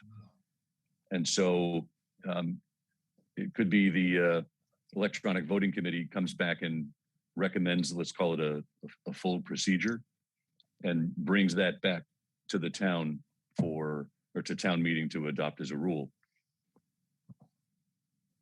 But I think the electronic voting committee would be charged with working out the details based on the capabilities of the technology, particularly since the friendly amendment has now opened it up to different types of voting technology not evaluated by the committee in their first pass. And so, Mr. Hiss, if I could summarize, and please, if I'm not correct, tell me so. I believe what you're saying is the committee would review all this and then make a recommendation, but ultimately the moderator would probably make the decision and advise town meeting. I think it's up to town meeting to decide the details of the procedure. At least that would be my advice. Some towns put that in the hands of the moderator. Others ask for much more prescriptive rules. As I think you saw, Belmont has a very prescriptive process per the other member answer to a question. Sure. All right, thank you. So I guess, Ms. Milbar, that would mean that there'd be more work to be done on that, basically. Does that satisfy your question? Yeah, so the question is, how would, I guess, the process of how we would decide it would be hashed out in the committee, and then would that process be approved somehow? In other words, I'm just trying to sort out if I how interpret, and when Ms. this will Milbar, I don't happen. mean to interrupt you, but if I interpreted Moderator Hiss's comments as the moderator, he would listen to the recommendations of the committee, but he would have that discussion and expect the town meeting to support which approach would be used. Is that fair, Mr. Hiss? Yes. Thank you. Did that help, Ms. Milbar? I still have questions, but that's okay. Thank you very much, Mr. Moderator. All right, thank you. Oh. And Virginia King, if you still wish to be recognized, you are recognized.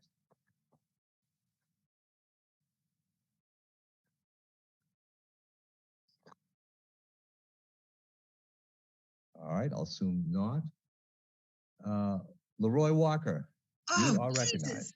Oh, I'm sorry. What's going on here? I apologize. Is this Miss King? Yes, it is. I apologize. I didn't hear you and I wasn't sure. You heard my utterance, right? Okay. Sorry about that, folks. I shouldn't have done that. No. This sounds like we're looking for a solution to a problem that we don't have. Although the recommendation of the warrant committee is to vote for this article, its reasons in its comment are pretty weak. My guess is that their vote on this was pretty equally divided for and against the article, which we should make note of. The first reason listed in the warrant committee's comment was for the, quote, efficiency and timeliness of future town meetings, end quote. However, exactly where that efficiency and timeliness would be realized is not at all clear. Technology does not always make things more efficient. And the case in point could be the technical difficulties that we've had, or not technical difficulties, but just differences that in can you hear me now and things like that. Have you unmuted yourself? Things along that line. that we've had in the last couple of years using the webinar platform with Zoom rather than the in-person meeting we usually have.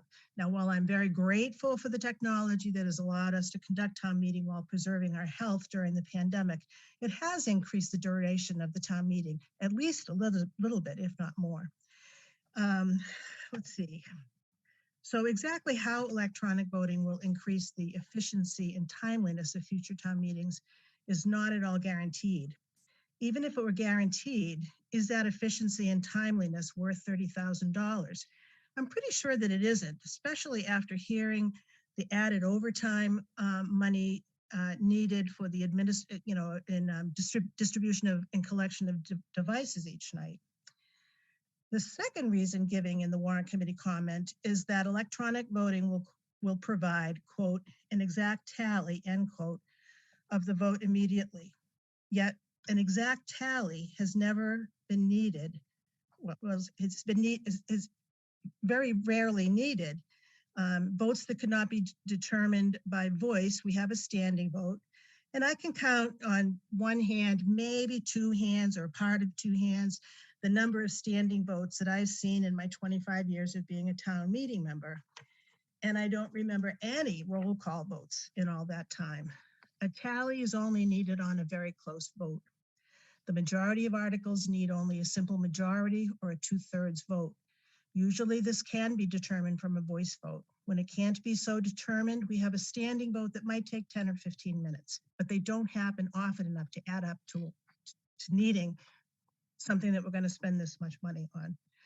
As I said, standing votes do not happen often, so exactly where is the need for the exact tally when the vast bulk of our voting doesn't need it? Is an exact tally worth $30,000? Again, I'll answer that. It is not. Also keep in mind that if we vote to spend money on electronic voting, you can be sure there will be other costs associated with it. For example, we've already talked about tonight about distributing and then collecting them, eventually replacing it with future generations of some electronics that we don't know exist yet and probably won't even need then. And we talked about the overtime that's going to be needed from the town clerk's office. I urge all of my fellow town meeting members to balance these very slim possibilities for a benefit from electronic voting against the $30,000 plus we are voting about spending it tonight and the further inevitable costs down the road. Now, that being said, I do have two specific questions. How much overtime would be budgeted for issuing and collecting the devices and for the technical staff that would be needed to be running it? That's number one. And the second is going back to the article where we had talked about the budget of the town clerk's office going up rather steeply in this year's warrant. And that was because we were talking about that, and that seemed to be because of early voting. And I'm wondering if that big jump also covers the extra overtime and so forth that's going to be associated with this article as well. So I'd like the answers on those two things, please. Okay, thank you, Ms. King. And Ms. King, I'd like to just add a comment to what you made as a way to help provide even more clarification for town meeting members, especially those that are the new over the last 2 years. In my experience at town meeting, Ms. King is correct. It's not often we have a standing vote, but I recall at least a half a dozen. I've been around for 30 years. And even during my time as moderator, beyond a standing vote, a roll call vote happened twice. And Ms. King is right. It's a timely procedure. Roll calls always took approximately 1 hour. So I'm just adding that for clarification, Ms. King. Now let me try to pursue getting your questions answered. Yeah, recognize Susan Galvin, our town clerk. Would you like to repeat the questions? That would be wonderful, Mr. Moderator. Okay. Thank you. So how much overtime for issuing and collecting the devices should we go with this recommendation? Has that been worked out or any thought to that? That has not been discussed or added to my budgets at all. Okay, so that amount has not been determined, Ms. King. And then, I guess that takes care of the second question then. okay, Because thank you. that would not be in the budget. So that's something that we're going to have to add to the budget down the road in addition to that $30,000. And I was wondering what that might be, if there is a guesstimate on it? Can I speak on the overtime? Yes, Mr. Mallard, you're recognized. He was on the committee.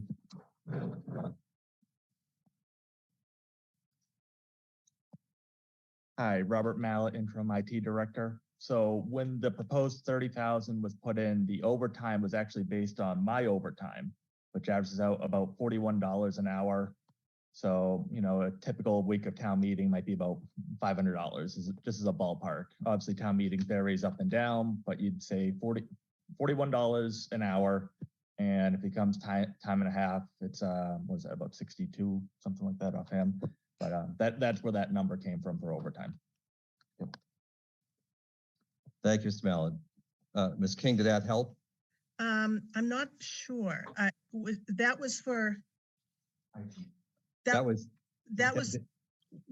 I'm not basically, sure. Mr. Mallard was saying that he also provides support at town meeting as IT support, and he was sharing the costs that they've experienced with him. It has some relative merit, I guess, to the town clerks, but it's certainly not a science. But that we're not talking. There's other overtime that will be associated with this more than Mr. Mallett's the prior speaker's time. That is perhaps very true. Perhaps, you know, a person for each precinct handing out devices or recording who has which device. Sure. And do we have an idea of what that might cost? I'm looking at the town clerks, and she's basically indicating, no, we don't have an idea of that cost. Well, I just urge the members to remember that that is an unknown cost that we will have to deal with as well. Thank you. Okay, thank you, ma'am. And Leroy Walker, you are indeed recognized this time. Thank you. Thank you, Mr. Moderator. Leroy Walker, Precinct 10. This is just a clarifying question. So the friendly amendment was accepted as because I don't. That's right. It was accepted as a friendly amendment, and this is now the main motion on which I hope we will be voting momentarily. Is that correct? That's absolutely correct, and thank you for clarifying that. Thank you. Thank you, Mr. Walker. Douglas Hine, you're recognized. Thank you, Mr. Moderator. Doug Hine, Precinct 2. I'll be very brief. I appreciate all the comments and the work of the town moderator and the committee. I reluctantly urge a no vote on this article. And I say reluctantly because I'm all for streamlining efficiency in town meeting. But my chief concern really involves the fact that this is a system that we would not have used in the past 2 years. And there's uncertainty in my mind when, and I won't say if, but when it is that we are all going to be in the same room and actually use this technology. And I guess I'd feel better if we were voting on this article back in 2019 before the world went sideways, as opposed to now when we haven't been together for 2 years. And I would hate to purchase a system and then have it kind of sit on the shelf gathering dust and the warranty running, for who knows how long without being able to use it. So again, I like the idea behind this, but I don't think the timing is right, and the money can be used elsewhere a bit more effectively at this point in time. Thanks. Thank you, sir. Michael Chimman, you are recognized.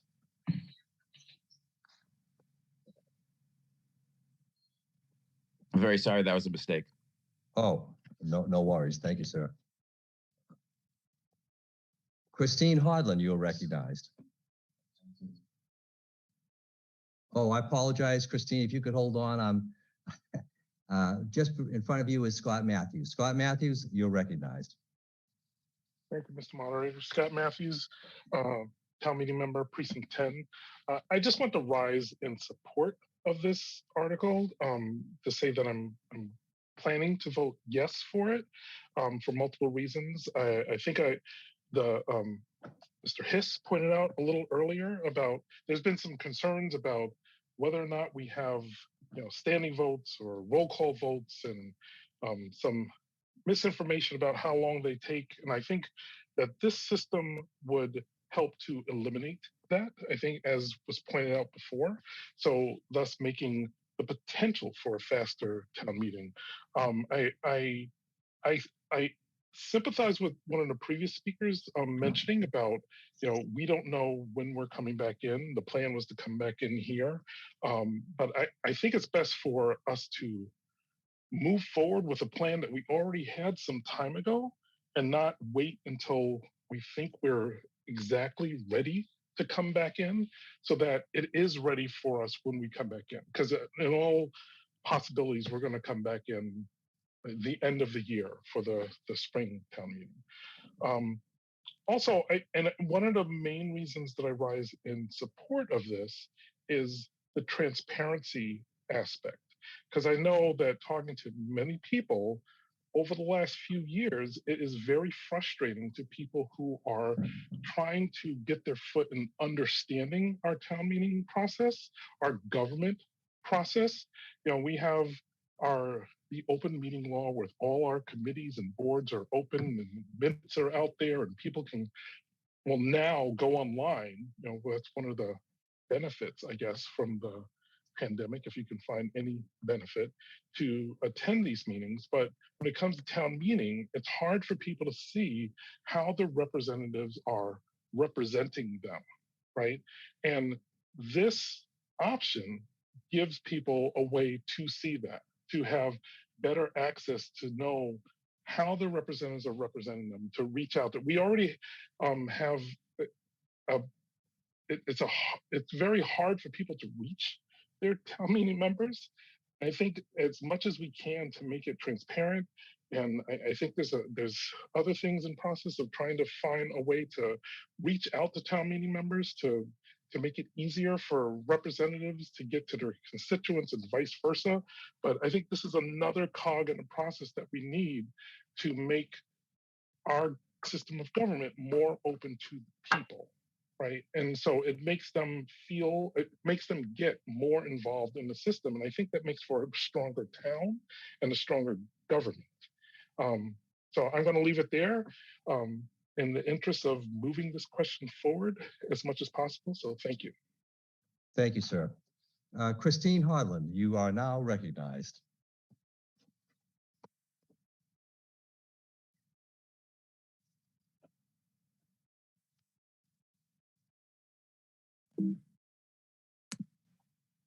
Christine, I see your hand is down now, so I'm going to assume that you do not wish to be recognized.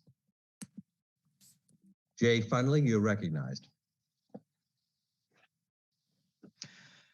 Thank you, Mr. Moderator. This is Jay Fundling, Town Meeting Member, Precinct 3.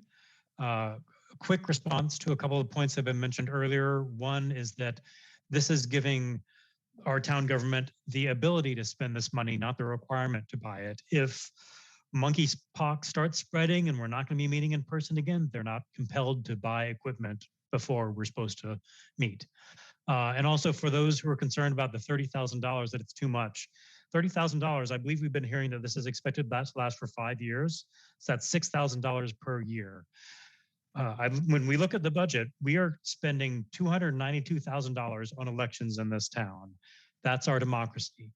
An additional $6,000 for more transparency, as my colleague just said, seems to be well worth it to make a small amount to pay to make town meeting more transparent to the voters. Thank you very much.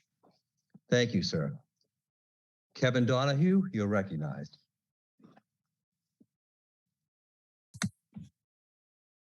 Thank you, Mr. Moderator. Kevin Donahue, Town Meeting Member, Precinct 3.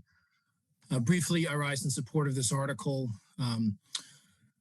Those in attendance may recall the last town meeting in the spring, there was a great deal of discussion regarding the school budget. Having previously served on the school committee, in fact, just until up to that town meeting, I was involved with the planning discussion ahead of that meeting, and I can tell you that the results of the electronic voting were invaluable to us, realizing the margin immediately that the vote was lost, probably saved the town meeting, the annual town meeting in spring 2021, about half hour's worth of time. So I think this is money well spent, and I think it is time well spent. Thank you. Thank you, sir. Nicholas Tangney, you are recognized. Thanks, Mr. Moderator. This is Nick Tagney. I'm at precinct precinct 3, and I'm against this motion. I think simply put, this is a nice but not necessary expenditure of funds for a problem that's not really a problem. And I think in an environment where every budget dollar is important in the town of Milton and we have lots of competing priorities, we should spend money on things that are necessary and not nice. And I think this is one of those things that's definitely nice and not necessary. So I'm against this. Thank you. Thank you, sir. Okay, folks, I see no one else with their hand raised. Oh, I apologize. We do. Leroy Walker, you're recognized again since everyone else was finished for your second time. Thank you, Mr. Moderator. Leroy Walker, Town Meeting Member, Precinct 10. I had hoped to simply vote in favor of this motion, but drawing on the sense of the room, I'm thinking maybe I need to make it clear why I'm in support of this motion. If we had had a conversation in 2019 about securing a technology that would allow us to conduct town meetings remotely, I'm betting we would be having the same kind of discussion where people said, why would we need to spend $30,000 for Zoom technology? We're probably not going to use it. So I think we're faced with the same technology question here. This is a technology that is proven, and it's a technology that I think we will need very soon. Not only that, town meeting members, I urge you to recall the number of times in the last 5 years when we were voting in person, where there was a dispute about whether a voice vote was actually a 2/3 vote or whether a voice vote was a majority vote, in which case we would stop the meeting, assign monitors by section, have people stand if they voted in that section, yes or no, and those individuals would count. So we'd certainly realize an efficiency there. We would also realize an efficiency, as people have already articulated, if we needed to know by name how members voted, which I think the people that have elected us are entitled to know, particularly on those items such as we've discussed in the last few months. For example, I think members and residents would be very interested to know how members voted on the accessory dwelling unit article. So I think it's crystal clear that this technology will provide us the transparency that's needed. I think it's crystal clear that it would create more efficiencies in the meetings where there's a dispute about a vote and we could get instantaneous results. And I think that clearly an expenditure of perhaps $5,000 of overtime for town meetings at most 3 times a year and more likely twice a year is money well spent. Thank you, Mr. Moderator. Thank you, Mr. Walker. Okay, folks, I have 2 more people with their hands raised. I want to point out that we've been discussing this for well over an hour.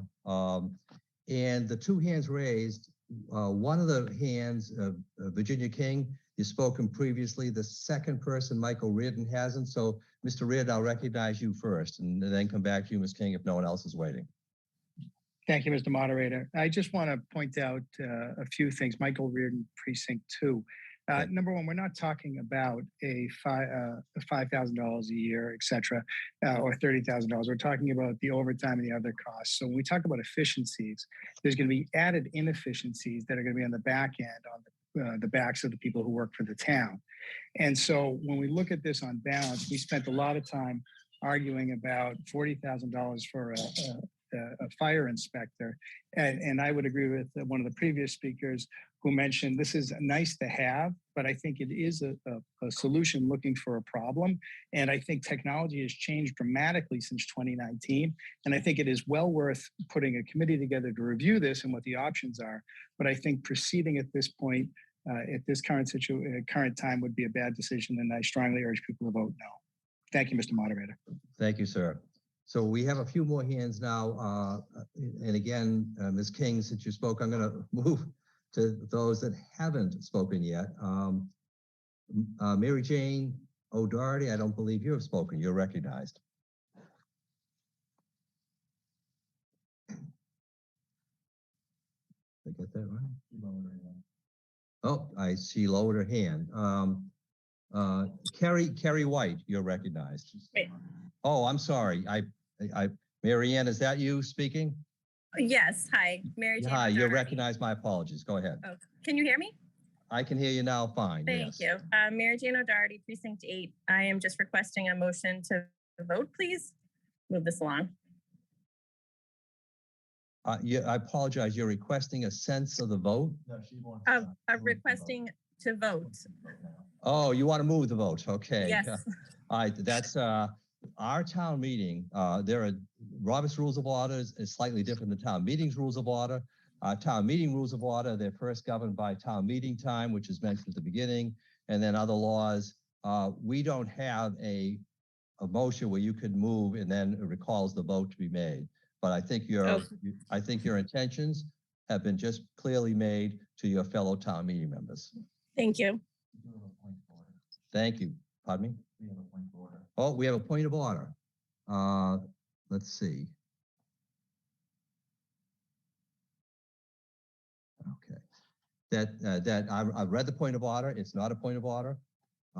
So I'm going to move to Virginia King. You're next. Oh, apologize. Well, let's go. Virginia King, you're next. You're recognized. Virginia King, Precinct 3. I have a motion to amend. I would like to have this sent back for study so that we can know what the actual costs are going to be. I feel like this $30,000 is a little bit amorphous and we know that it's going to be going up. And I think that the body needs to have a better idea of how much it's going to go up to see if it's something that they're willing to spend the money for. So I move that we send it back for study to get the full cost of what it will be, including all costs associated with overtime, et cetera. Ms. King, as required by the rules of town meeting, then any significant motions should be provided in writing before the meeting. Well, I'm going to that's cut a pity you because I wasn't able to know that this didn't include all the overtime, et cetera. So I couldn't do that. Ma'am, I understand. I'm going to try to help you with this. Thank you. So I believe, let me see if I can get this. You are making a motion to amend, so it's recommended that this article go back, and we usually identify who it goes back to. Presumably it's the study committee. I would guess so, yes. Go back to the, excuse me for 1 minute, Mr. Mallon. What's the name for this specific? Electronic Voting Committee? The Electronic Voting Committee. Okay, so go back to the Electronic Voting Committee and then you want them to reconsider anything in particular, Ms. King? Yes, to ascertain what the total cost of procuring the technology will be and administering the technology. So can I suggest, and you don't have to accept this, you might want to say to ascertain the total cost of implementing this recommendation. Including overtime and other indirect costs. Okay, including overtime. And how about other foreseen indirect costs? That's fine. Reasonably foreseen. Reasonably, thank you. That's even better. So I'm gonna, Ms. King, if you pay attention, just so because I want your intent. I'm gonna read what I have here to see if it passes your muster. You want to make a motion to amend this to read, recommend that this article go back to the electronic voting committee to ascertain the total cost implementing. And I can't even read my own writing here. Implementing.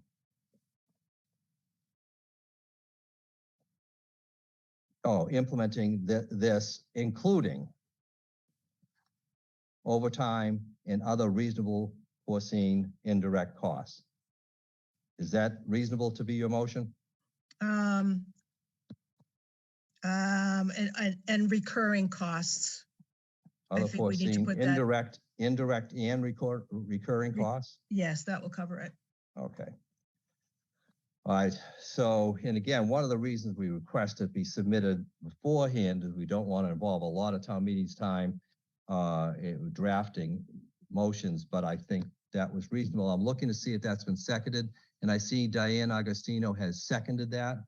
So now, folks, even though we just spent more than an hour on the other thing, what we're concentrating on right now is this motion to amend. And the motion to amend, which has been made and seconded, is to recommend that this article go back to the electronic voting committee to ascertain the total cost implementing this, including overtime and other reasonable, foreseen, indirect, and recurring costs.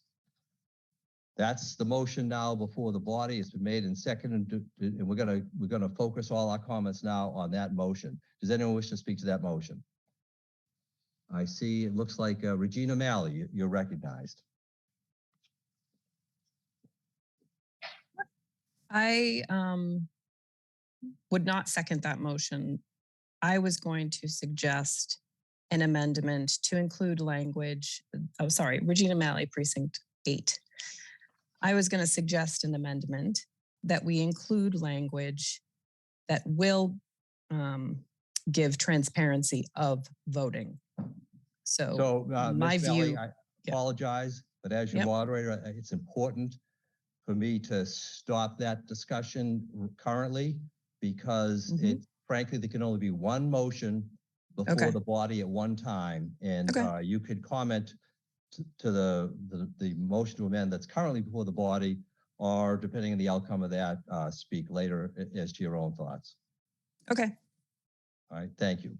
Thank you. Jay, finally, you're recognized. And again, you're recognized to speak to the motion to amend. Thank you, Mr. Moderator. Jay Phonling, Town Meeting Member Precinct 3. I oppose this motion to amend. We are the person who made this motion to amend was questioning the cost, and if the cost is old and if the cost is current. We are approving town government to spend up to $30,000. We're not approving them to spend any more. They could spend less. Technology generally goes down in price, not up. Don't hold me to this, but it often does. So we're not in danger of spending any more than $30,000. And I don't want to delay in this. I want to approve this tonight, preferably in the next 15 minutes. It would be wonderful if we could move seamlessly from voting electronically at home to voting electronically in the high school. Thank you. I don't think that that's a motion. Excuse me, folks, if you would give the moderator a minute, discussing a technicality with town council. Thank you.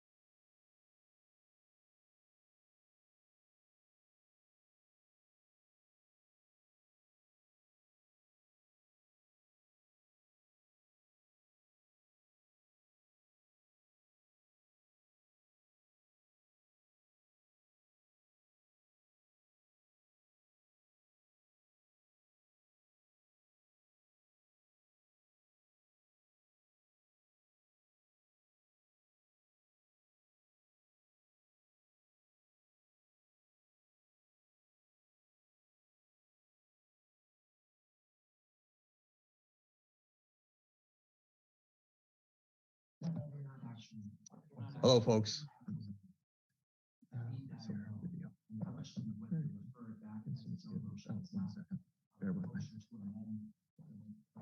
So town meeting members, I've just spent time with town council and put out a extremely important point.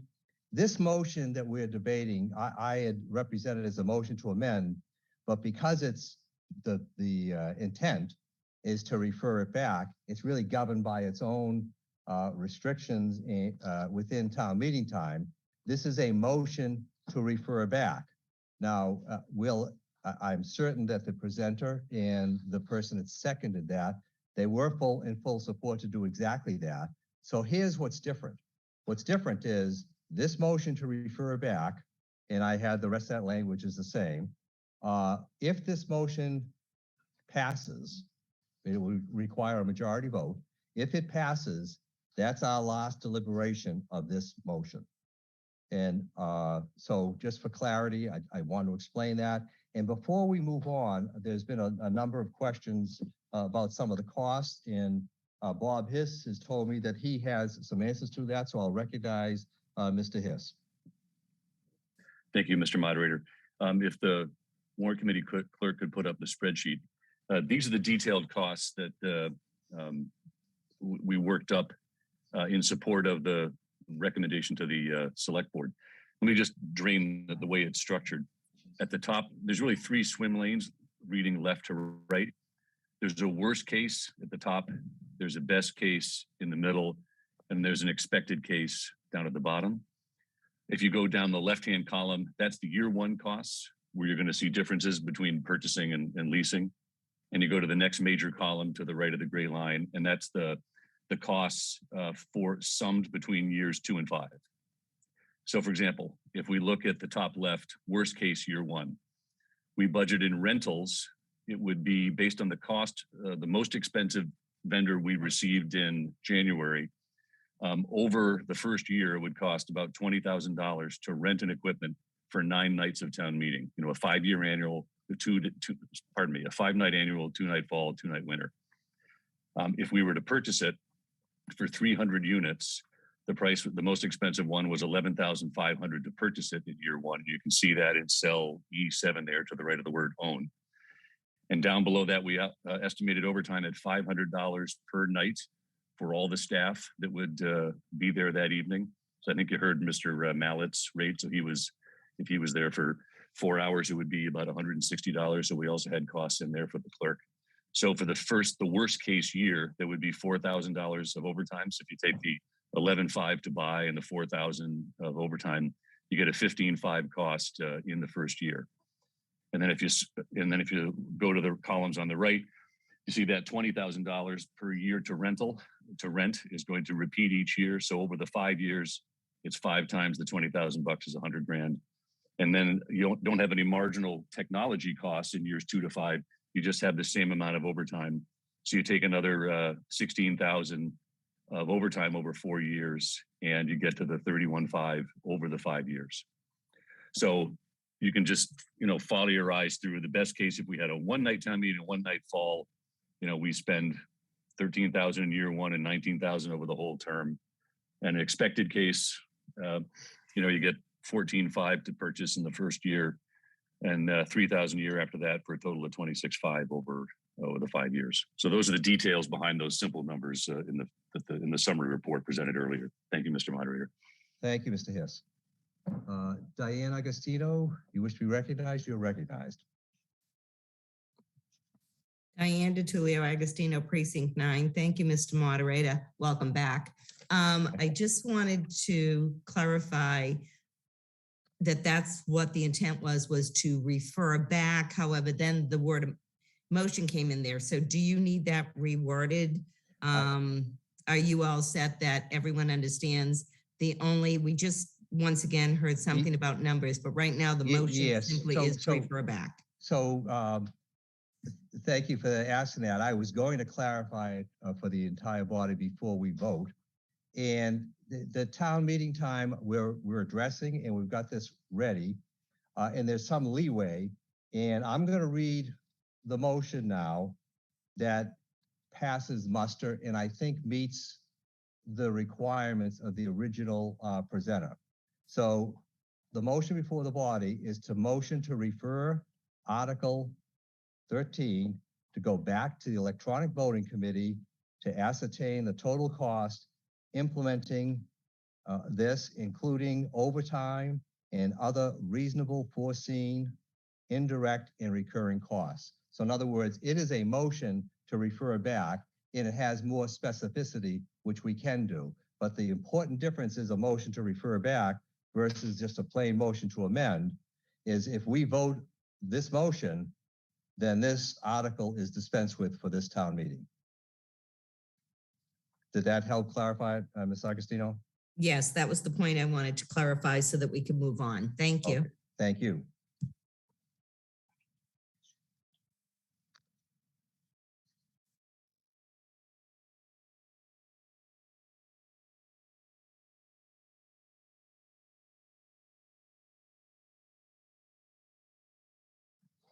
All right, folks, I do not see anyone else wishing to speak. So in front of you is this motion to refer back. If it will require a simple majority. If it passes, that dispenses of this article for this town meeting. If Mr. Asher, yes, we will come to Mr. Asher. I see you wishing to recognize that, and we will certainly go to hear, as we always do before we bring a new motion to the body, the position of the warrant committee. But I just want to remind members that, and Mr. Asher will be the only one recognized, as I think we've got this pretty fully debated. Mr. Asher, you're recognized. Thank you, Mr. Moderator, George Asher, Chair Warrant Committee, Precinct 6 Town Meeting Member. The Warrant Committee is not in favor of referring this and does not support the motion. Okay, thank you.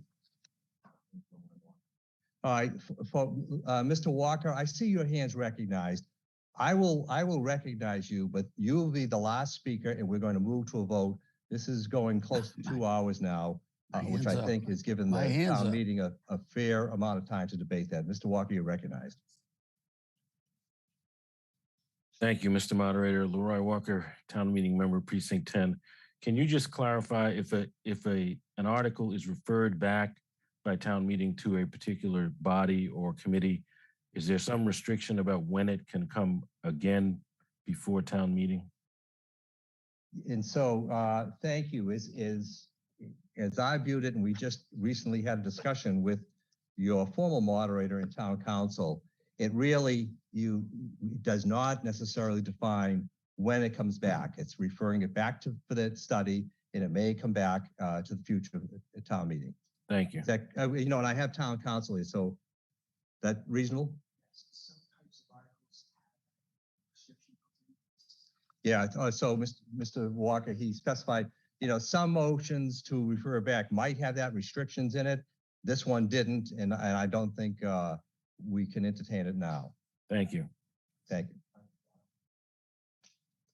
And I see that we have Arthur Doyle, the chair of our select board, wish to be recognized. And in fact, this was a recommendation of the select board, so I think it's appropriate that we hear your position. Mr. Arthur, you're recognized. Mr. Doyle, you're recognized. Thank you, Mr. Moderator. Arthur Doyle, Select Board, Precinct 7 member. The Select Board does not support the motion to refer back. Thank you, Mr. Moderator.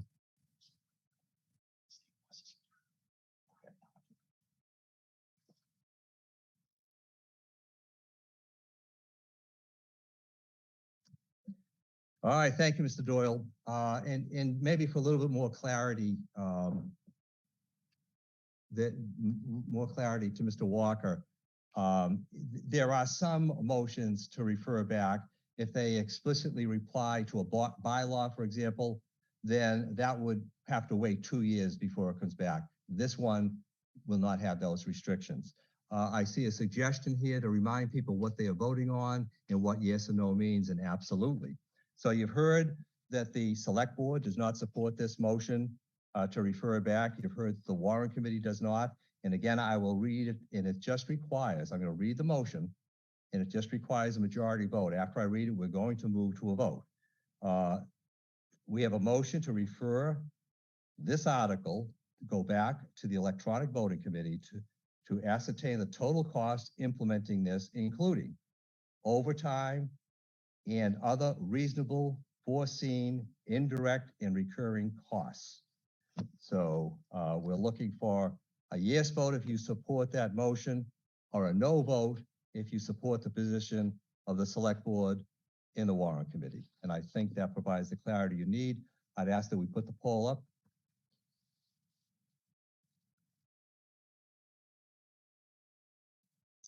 And can we open the phone lines? All those on the phone that are supportive of this motion, please signify by saying yes.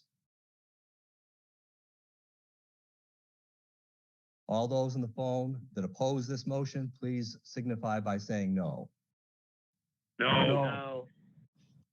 Thank you.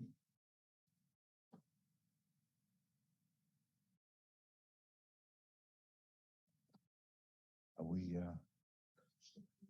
okay. Votes are still coming in.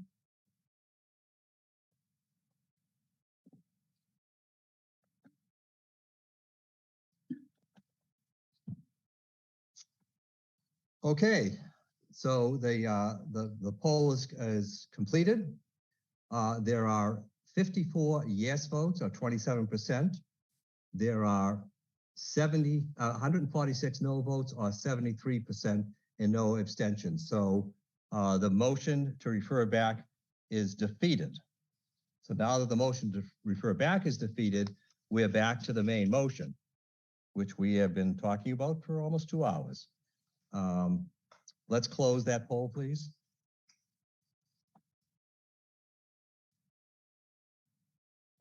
And I would ask all the town meeting members to consider their time and the other town meeting members' times when I ask the question, does anyone else wish to speak to this motion?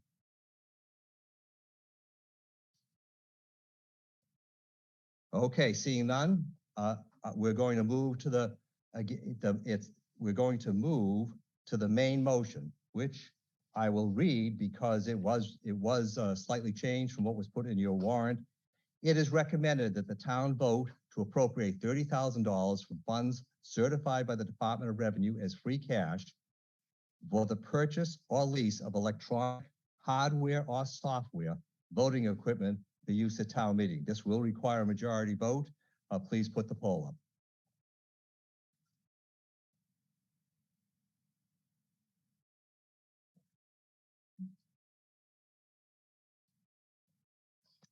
And can we open the phones? All those on the phone in favor of this motion, please signify by saying yes. Yes. Thank you. All those on the phones who are opposed to this motion, please signify by saying no. No. Thank you. The votes are still being tallied.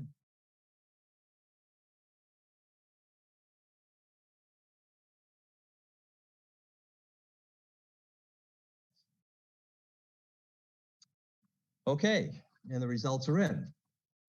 So those in favor, the yes votes, 148 or 71%. No votes was 60 votes or 29% with 0 abstentions. So we close that poll. The motion has passed and we are now on to Article 14. Now, Article 14, I'm going to read what was in the warrant, but it's I know there are some green sheets and other comments relative to this, but let's begin. It's a brief article. It's to see if the town will vote to amend Chapter 2, Section 5 of the general bylaws of the town of Milton for use at future town meetings by replacing Section 5 in its entirety with the following. Section 5, upon a question being put to the town meeting, the moderator will determine by electronic vote the sense of the meeting and shall announce the vote as displayed by the electronic voting system. No town meeting member shall be allowed to vote after the vote is declared and to act on anything related thereto. And it is submitted by the select board, and it was recommended that the town vote to amend Chapter 2, Section 5 of the general bylaws of the town of Milton by replacing Section 5 in its entirety with the following. Section 5, upon a question being put to town meeting, the moderator will determine by electronic vote the sense of the meeting and shall announce the vote as displayed by the electronic voting system. No town meeting member shall be allowed to vote after the vote is declared. Now, as I'd mentioned, there were a few town meeting members that submitted suggested changes, and we have a change to it. I'd recommend the chair of our Board of Selectmen first, Mr. Doyle. I understand we have a revised recommendation. Thank you, Mr. Moderator. Arthur Doyle, Select Board, Town Meeting Member, Precinct 7. Recommended that the town vote to amend Chapter 2, Section 5 of the General Bylaws of the Town of Milton for use at future town meetings by adding the following text at the end of Section 5. When an electronic voting system approved by the moderator is in use, upon a question being put to the town meeting, the moderator will determine by electronic vote the sense of the meeting and shall announce the vote as displayed by the electronic voting system. No town meeting member shall be allowed to vote after the vote is declared. Thank you, Mr. Moderator.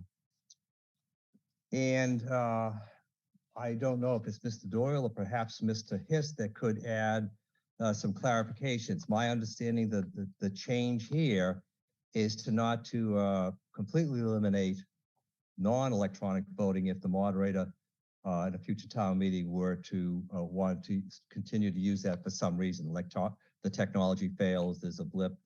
I think I'll turn it to Mr. Hiss. Is that correct? Yes, thank you, Mr. Moderator. A number of members raised the legitimate question, what if we have a power outage or the technology fails or batteries die and it becomes unusable? Shouldn't we have a backup? And the thought that they recommended is to keep the current 2 paragraphs we have in Section 5 that say call for a voice vote if it's challenged, the standing vote if it's challenged, the roll call, and use that in case there's some problem with electronic voting. So I discussed that with Town Council and with Chair Doyle, and they thought that was prudent recommendations from the members. And so Chair Doyle and Town Council worked up this language to anticipate some future problem in some future town meeting. So we have the backup, the current plan, the current approach is the backup in the future, to summarize. Thank you, Mr. Hiss. Mr. Doyle, would you prefer to add any clarification on that? Thank you, Mr. Moderator. I believe Mr. Hiss has explained it thoroughly. Thank you. So that is the motion now before the body. Does anyone wish to speak to that motion?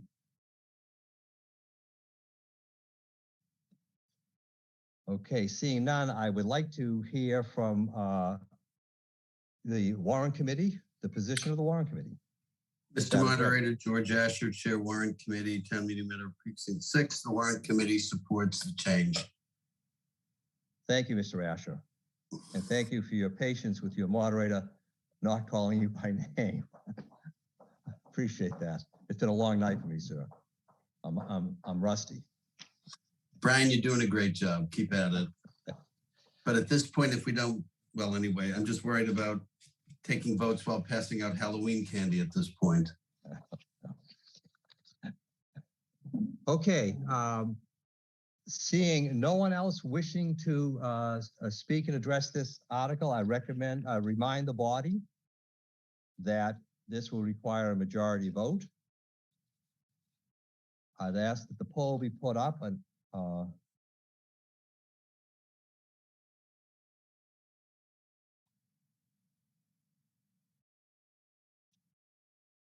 can we open the phones? So those on the phones, all those are support of the motion, please signify by saying yes.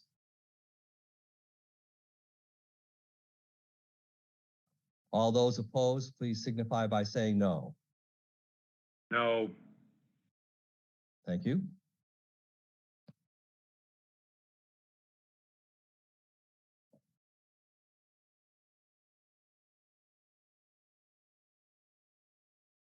Votes are still coming in.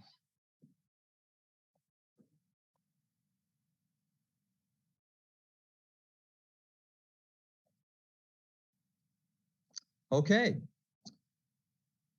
So the votes are in. 173 or 87% of those that voted yes. 23 or 12% of those that voted no. And there are 3 abstentions. So the motion carries, and we have concluded that. And for your benefit, we've also concluded your opportunity to have to sit there and listen to me. I gratefully and happily turn the podium back over to our elected town moderator, and thank you. Thank you, Mr. Fowler. Thank you, Brian, for your service here. Ladies and gentlemen, the next article we would normally get to would I think be 22 or so. However, I've received a request from the citizen sponsor of number 47. It looks we're obviously going to roll into Monday. He has asked if we could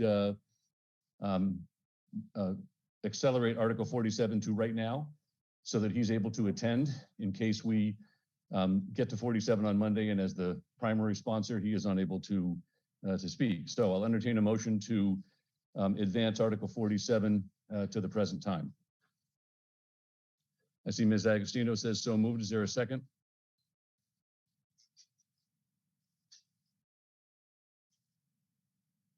Is there a second to advance the Article 47 to the current time?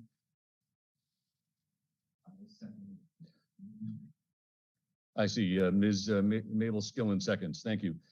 Is there any discussion on advancing Article 47 to the current time? I see Mr. Richard Shea's hand is raised. Sir, you're recognized.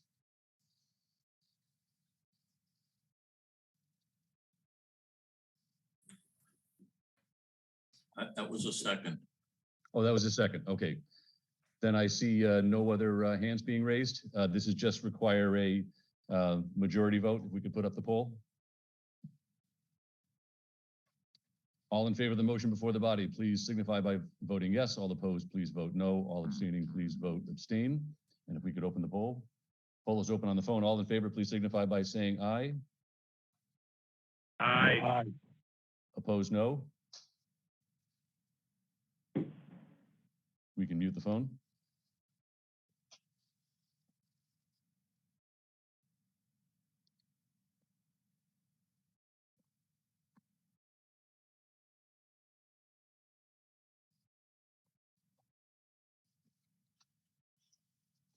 And can we put up the result? The motion carries with a vote of 131 yeses at 66%, 61 noes at 31%, and 4 abstains at 2%. With that, on Article 47, we're going to hear from a few people tonight. The first is Mr. Rasher, the chair of the Warrant Committee, to explain the Warrant Committee's recommendation. Then I'd like to hear from Kevin Freitag, Town Council, and then we would recognize as the lead speaker on the article, Mr. Jerry Burke. So with that, Mr. Rasher, you're recognized. Mr. Moderator, the town meeting, the Warrant Committee met and at the advice of Town Council looked at the merit of the article itself rather than the intent. The article requires the town meeting to instruct the select board to act on an issue that is not their purview. We have been advised not their purview, as the select board has control of this piece of land as it is, and the town, we were advised by Town Council that it was not in the purview of the town meeting to make this obligation on the select board. So that was the rationale that prevailed at the Warrant Committee, and hence our recommendation to vote against it. Thank you, Mr. Rasher. Mr. Freitag, could you just explain the legalese to the members tonight, please? Thank you, Mr. Moderator. Kevin Freitag from the Office of Town Council. You're breaking up, Kevin. I'm sorry, Mr. Moderator, is that better? That's better. Thank you. Thank you again, Mr. Moderator. Kevin Freitag from the Office of Town Council. The rule of law that the town meeting should be aware of right now is that a legislative body cannot compel the executive when the executive is acting within its exclusive power. Pursuant to Mass General Law, land given to the town is under the exclusive control of the select board unless otherwise noted in the manner in which it's given to the town. This particular piece of property right now is controlled by the select board, and so the legislative body cannot direct or compel the select board to do something with it, because ultimately that is up to the select board. It's subject to perhaps other restrictions on the property and other state or federal laws. It's up to the select board to decide how to use that property in accordance with state and federal law. Thank you. Thank you, Mr. Freitag. With that, if we could make sure Mr. Burke is a panelist so he can speak. Mr. Burke, would by prior agreement, submitted some slides to the town moderator. We have those slides available here. Mr. Burke, are you there? I am. Thank you. You're recognized, sir. Thank you very much. Just a quick comment to the chair of the warrant committee. It's great that we have the opportunity to speak to the merits. But as a practical matter, if this has no technical meaning to it, and we cannot tell the select board what to do, I respectfully ask that you consider this as a non-binding referendum. What that will do is show the residents and other individuals that they have their support to treat this land like Article 97 land, and to have the hearings that they have not had to date. I'll move forward on my prepared remarks, 4 to 5 minutes. I thank you all very much for the attention in this matter concerning Algerine Corner. I took a great leap of faith when I emailed all that material. I know that you all studied it hard. My contact information is there on the Facebook page, which referenced in the email. Please call me to discuss anytime. 2 points I'm making at the beginning. Neighboring children will lose a natural, shady play area used for over 75 years. The presence of polluted water with human waste and human E. coli presents a potential health matter to children. I have sent via email the info about the history of the generous donation of the land to the town by Mrs. Houghton, one of many parcels she donated. I have shown clearly her intent that the parcel be kept in its present state and for use of the neighboring children, notwithstanding the absence of restrictive covenants. For many of you, I hope that alone is persuasive enough. Mr. Burke, could you just remind us when you want us to advance slides along with your speech? Okay, thank you. On 2 other occasions, one approximately 75 years ago, and again in 1963 or 64, the town chose to honor the wishes of Mrs. Houghton and kept Algerine Corner open and for the children. I'll move on to a brief discussion about the DPW plan. Slide 1, please. There is at least one alternate site mentioned in the 2016 report. Smaller, but in conjunction with other methods, which I'll point out, may yield the same corrective measures as the retention area at Algerine Corner. Slide 2, please.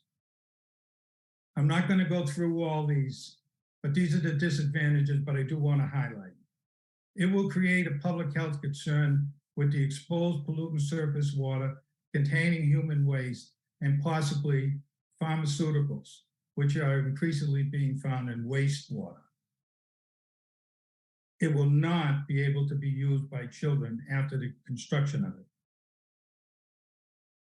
Retention areas are subject to high failure rate. Failures are difficult to predict and not noticeable before failure. Some of the effects of failure include clogging of the permeable base material that the water is supposed to flow through and sift out pollutants, foul odors, and clogging of inlet and outflow pipes. The 2016 equity report identified a dry weather flow.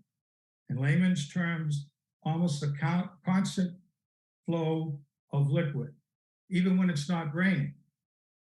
With a constant flow, the system will not be able to drain out within the planned recharge rate of 70 or so hours, contributing to problems, heightening the threat to those large trees and flooding.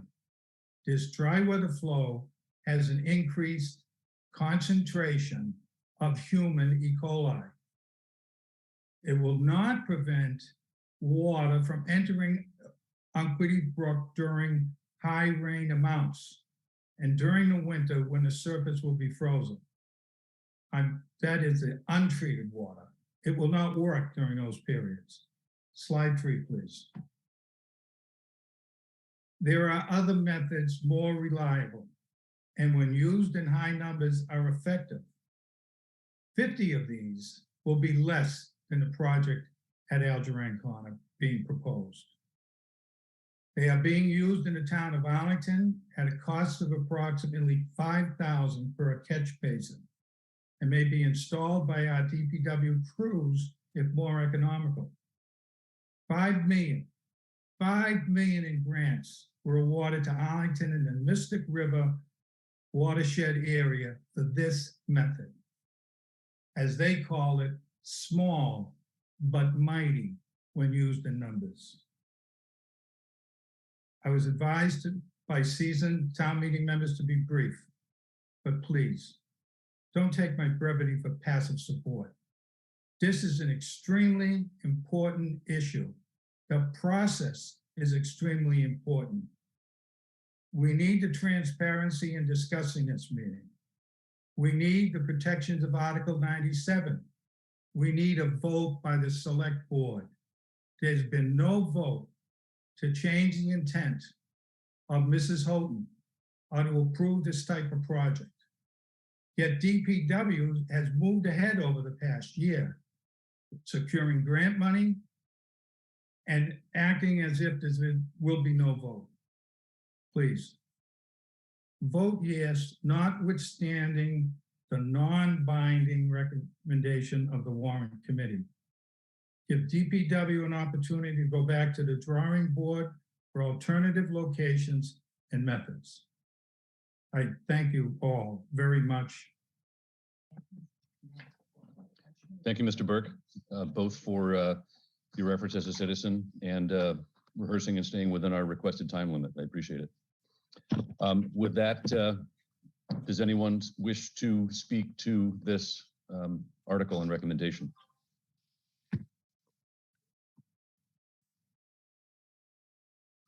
I see one hand, Mr. Fahey, Mr. Coyle. Mr. Fahey, you're recognized. Thank you, Mr. Moderator. Sean Fahey, Precinct 9. A couple of comments I'd like to make on this.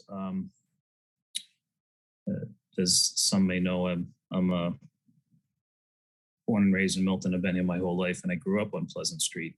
And I've always found that particular end of Pleasant Street to probably be the most appealing and scenic, significantly because of the Algerine Corner area. And I find it to be an area that's pleasant to be in, no pun intended, but you know, it's an area where you can gather and it's really quite relaxing. The trees that are down that end of the street are not consistent throughout Pleasant Street. And so I although I don't necessarily favor how restrictive Article 47 is, I would like to, and I hope that we would do everything in our ability to find an alternative means of accomplishing what we need to accomplish before we would use an area such as Algerine Corner. The, you know, as the time's gone on as the years have gone on over time, you know, more and more of the town has become developed. Open areas have continued to disappear, and you know, the character of the town continues to change as a result of that. So I would hope that consideration, maybe not necessarily for what's written in Article 7, to authorize the select board to prohibit any change to Ellis Green Corner, but rather to request the select board revisit this process and this decision so that we provide an extreme amount of consideration for maintaining Ellis Green Corner. Thank you, sir. I see two other hands. Mr. Coyle, you're recognized. Yes, thank you very much, Mr. Moderator. I'll be brief. I just have what I would like to see is whatever construction funds are committed to do this project. I understand the DPW has been doing some studies. I visited the site a couple of times recently, and I'd like it to change the nature of the article to so that the funds are controlled by the authorized by town meeting. I understand the select board has jurisdiction over it, but I believe it still needs any funding or even use of funding, wherever the source is from, should be approved by town meeting. So I think that would clear up the objections of the warrant committee that we understand that it is the control, I guess, of the property, even it's town-owned property, but it's controlled by the select board, the disposition of it. And I support what Mr. Burke has said, as well as Mr. Fahey, that, but the process, I think the people that live in that area felt that from what I've heard, that the process by the PPW was rushed. They were not given adequate notice, in their opinion, as to attend the presentations that were given about this project. And that was a concern. So I think by having a more formal process to approve whatever the DPW ends up doing here, had proper hearings. So and I'd like to see it go back to the, be referred to, if that's possible, to the select board for further instructions on how to go about handling the concerns of the local citizens. Not quite sure what to do with your statement. I could take that. Did you have a question on how any future project would occur? Yes, future projects I think would need, just like the Jal Road project, the field that was discussed on an earlier article there, that needed town meeting approval. I don't see why this one should be any different. I see. So your question is, if some project happens in the future, will town meeting have an opportunity to discuss and vote on it, on the expenditure of it? And by doing that, that gives the residents of the area better opportunities to comment on it. Understood. I may ask Mr. Doyle of the Select Board, perhaps Mr. Berkeley, what such a process would be like.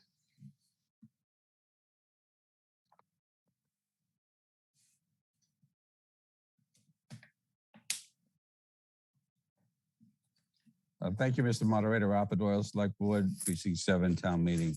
At this time, I would like to request that Mr. Chase Berkeley, Director of the Department of Public Works, be recognized. Yes, Mr. Berkeley, you're recognized. Thank you, Mr. Moderator. Chase Berkeley, Director of Public Works.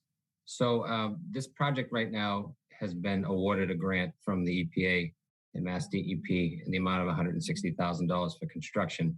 However, following the legal review that is ongoing, we have paused all work on the project to move it to a construction phase.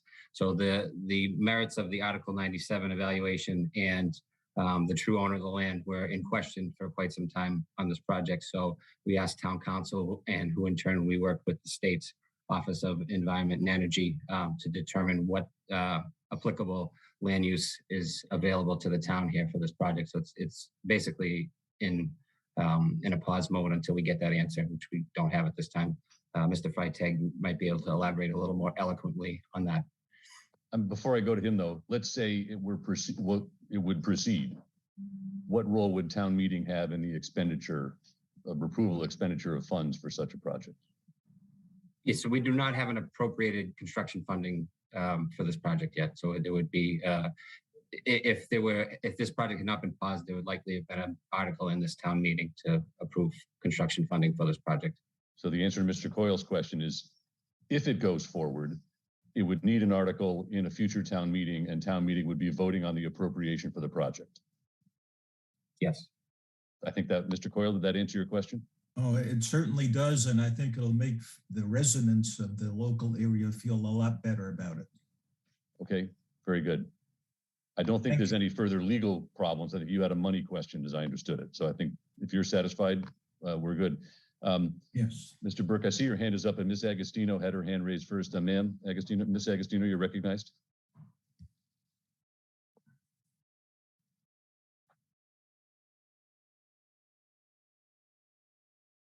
Yes, ma'am, we can see you. Sorry about that. Diane DeTulio, Agostino, Precinct 9. I'd like to thank these citizens for bringing this to our attention.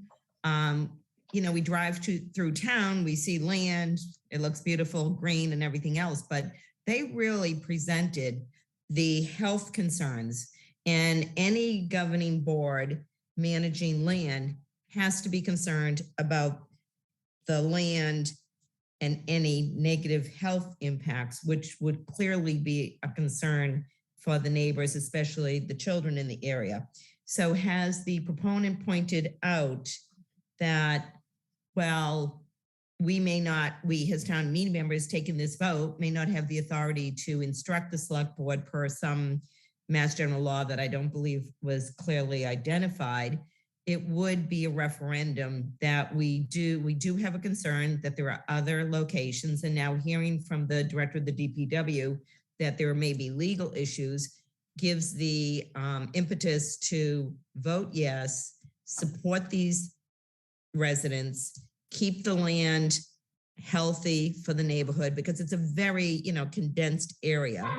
And whether or not it is mandated under the law, at least it sends a message that we are supportive of all the work they've done to educate all of us. Thank you. Thank you, ma'am. I see, by the way, Mr. Burke, I know your hand is up, but before recognizing you, our policy is we asked everyone who gets a chance to speak once before someone gets a chance to speak twice. So I'll come back to you, I promise. It's either Mr. or Mr. Gaius, not sure which one you recognized. It is Mr. Gaius. Thank you, Mr. Moderator. Thank you. Cheryl Gaius, Precinct 9. Could Mr. Chase provide a brief overview of the project, what its purpose is? My understanding is that it is meant to clean up Unquity Brook and the Neponset River. So if he could give us a brief comment on that, please. Thank you. Mr. Doyle, if okay with you, I'll recognize Mr. Berkeley. Absolutely, Mr. Moderator. Thank you. Thank you, Mr. Moderator. So Chase Berkeley again. Yes, so the town has been working with the Neponset River watershed for a number of years to improve the water quality of the Unquity Brook. And part of that effort was to identify locations where we could build what they call best management practices, or BMPs, to divert stormwater from the pipes that are underground into plant life to take advantage of the natural cleansing. So this parcel was selected because of its location and its proximity to Unquity Brook. The brook actually runs through the land in a masonry channel. And then it's just upstream of Gulliver's Creek, which is down off of Squantum Street, where there is a sensitive ecological area. And so essentially what the project does is divert water out of the pipe that's underground and construct a rain garden. And the water is flowed through the rain garden and then back into Unquity Brook. And so there would be changes in the landscape of the parcel in the form of new plantings, some grading and shaping, some stormwater structures to outlet water and things of that nature. There's a dedicated website that's on the town website. If you go to townofmilton.org and search Algerine Corner, all of the drawings, pictures, and backup information is there if any of the residents would like to view it. But I think that's a very quick overview of how we got to this point. Mr. Moderator, may I ask a follow-up question? Please. Mr. Berkeley, there was a comment made by a previous speaker that human waste could potentially be here. My understanding that you're speaking about stormwater, not sanitary systems. Is that correct? So correct. We're talking about stormwater, but we're talking about urban stormwater, and urban stormwater collects different forms of pollution, typically oils from the streets, phosphorus and other nutrients from fertilizers that wash off lawns. And in some cases, there is sewage that leaks from pipes underground, or animal contamination from animal waste gets into that stormwater stream. So bacteria is certainly present in urban stormwater. That sounded like this answered Mr. Guy's question. Okay, I see no further hands. Yes, Mr. Burke, you're recognized. Thank you very much. Couple of quick points. With all due respect to Chase Berkeley, Mr. Berkeley, the 2016 Neponset River Watershed Association report, which is on your website, on page 6, in the area of where the pipes are going to be cut going into Algerine Corner, contain human E. coli markers. And I was told by a public health professional, call it human waste. It is caused by possibly illegal hookups, and there is sewage going down there. I failed to mention the dry weather flow, which is in fact, if it were just stormwater, when it's not raining, there'd be no water. However, there is a dry weather flow. So when it's not raining, there is liquid going in there. The report says that on dry weather flows, there's a higher concentration of human E. coli. If I may ask a question of the town council. Yes, sir.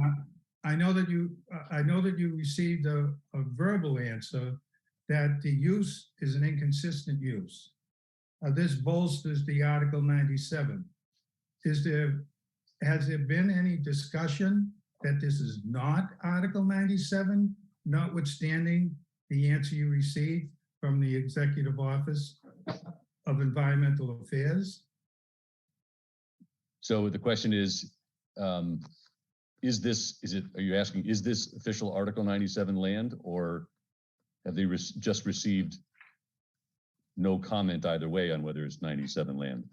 No, they did receive a verbal report that was reported in a select board that, and town council knows the difference. Article 97 land may be used for consistent purposes. The ruling by the Executive Office of Environmental Affairs is that this retention is an inconsistent use and therefore inappropriate under Article 97. Okay, so you'd like to hear from town council on this. All right. Very good. Mr. Freitag, could you answer the member's question? I'm sorry, the citizen's question? Yes, good evening. Kevin Freitag again from the Office of Town Council. The select board asked Mr. Berkeley and I to ask the Executive Office of Energy and Environmental Affairs to give us an opinion as to whether or not the project that Mr. Berkeley just described would be permissible on this property if we assume that the property is protected by Article 97. And the response back that we got from the Executive Office of Energy and Environmental Affairs, which was verbal, and we're waiting for a written opinion or comment to this effect, is that if we assume that the property is protected by Article 97, then the project that has been described by Mr. Berkeley would be an inconsistent use, and that the town would need to seek relief through the Article 97 process, which requires special legislation and a vote of the legislature to approve. Thank you. Okay, thank you. I see, Mr. Burke, I see your hand, but Mr. Fahey had his hand up next. His second shot, and then Mr. Fahey, you're recognized. Thank you, Mr. Moderator. Sean Fahey, Precinct 9.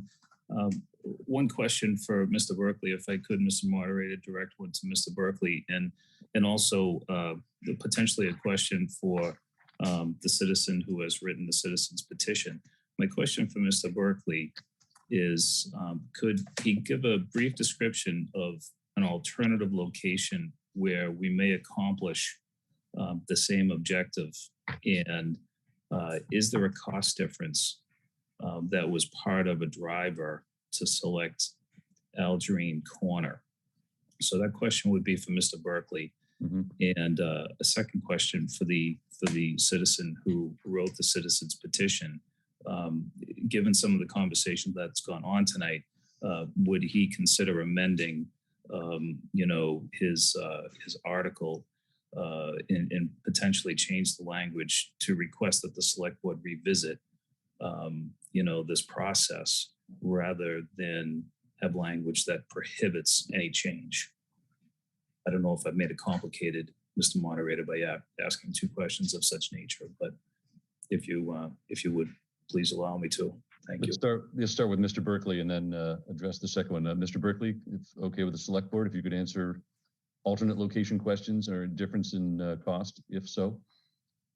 Yes, Mr. Moderator. So Chase Berkeley again. So there is an alternate site that's also currently under design, which is in the rear of the Cunningham Collycott School. That project also has a website dedicated to it on the town's website, if any residents would like to take a look at that. The tributary area to both Algerine Corner and the Cunningham Collycott is about 60 acres. So it's an equivalent site that we have under design now through another grant that we received from the state to implement these best management practices. Mr. Moderator, could I ask Mr. Berkeley, is that the wooded area that's behind that wooded area, Mr. Berkeley, I believe kind of merges, behind Cunningham and Collycott. Is that the area that you were speaking of? That's correct. Okay. Yep. It does. I just a general comment. That area I don't think is any form of a play area like Algerine Corner is. If Mr. Berkeley, would you agree? Behind Cunningham Collycott is a fully wooded area. There is a walking path that takes you down to Pleasant Street that meanders through there, but it is a wooded area, yes. Okay. Thank you, Mr. Fahey.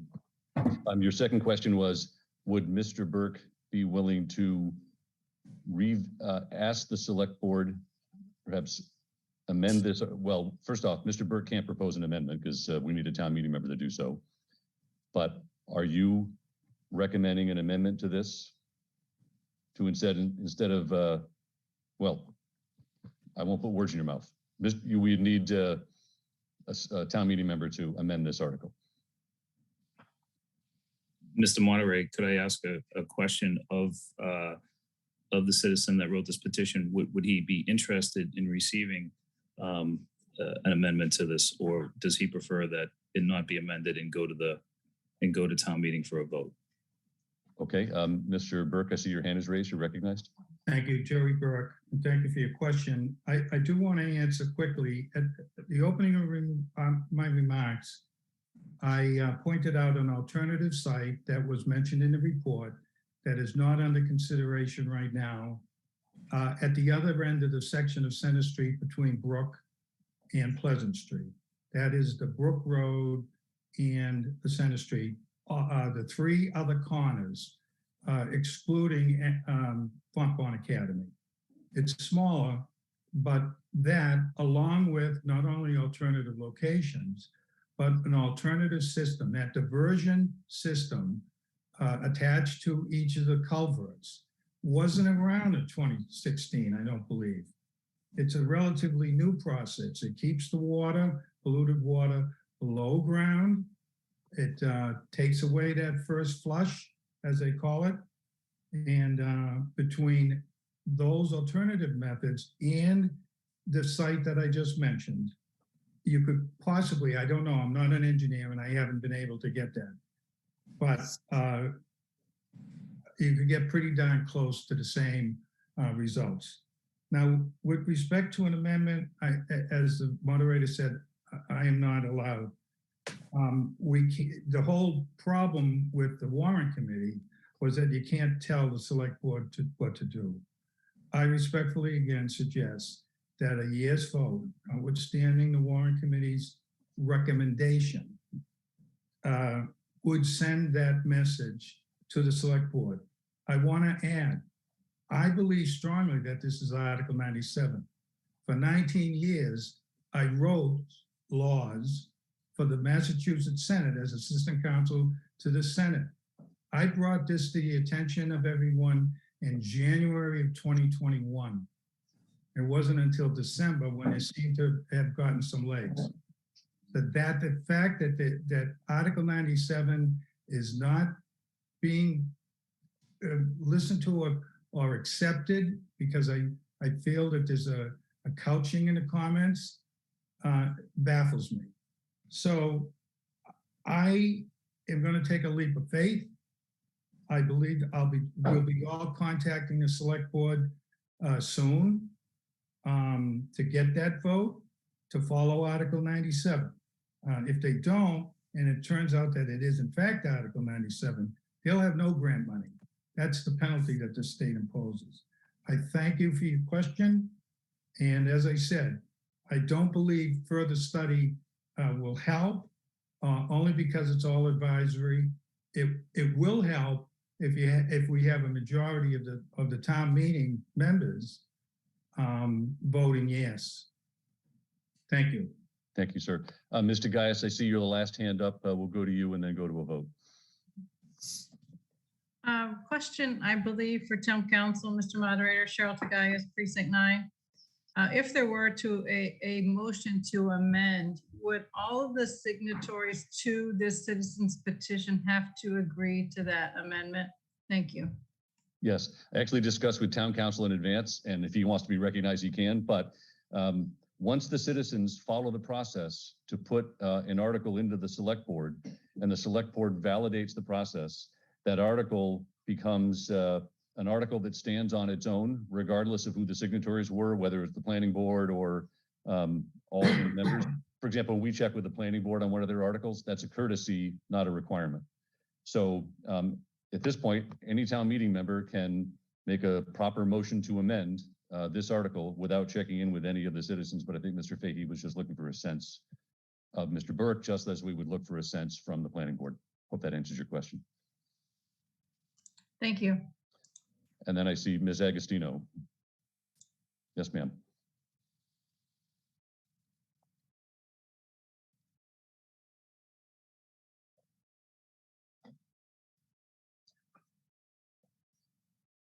Hands down, Ms. Agostino. Would you wish to speak?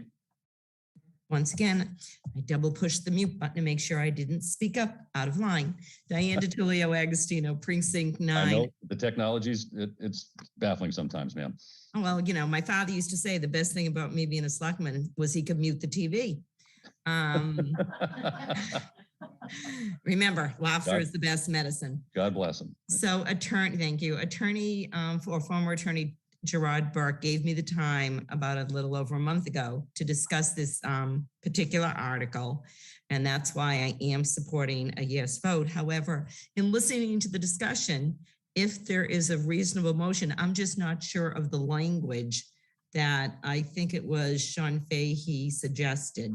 So if you could expedite getting that language, I would be willing to make that motion. And it sounds like there would be a second to it as well.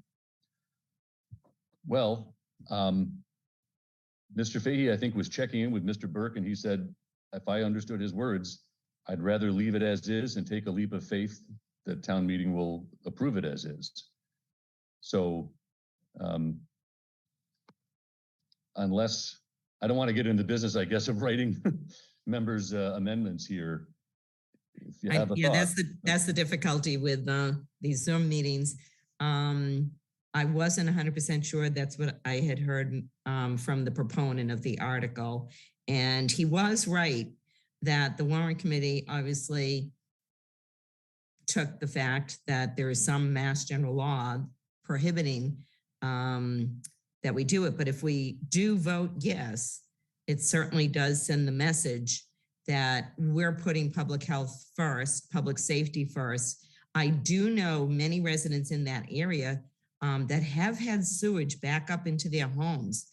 You know, it's not the nicest of things to happen. And I grew up right next to the area that's being discussed across the street from Fontbonne Academy.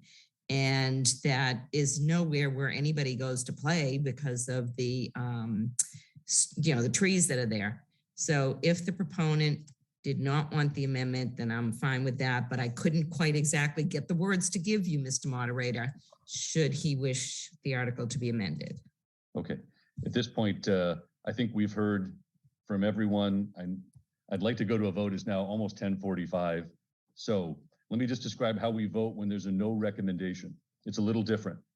So one of our rules says when the warrant committee recommends no, change the way you think about voting. You're not voting on the recommendation anymore. You're now voting on the article.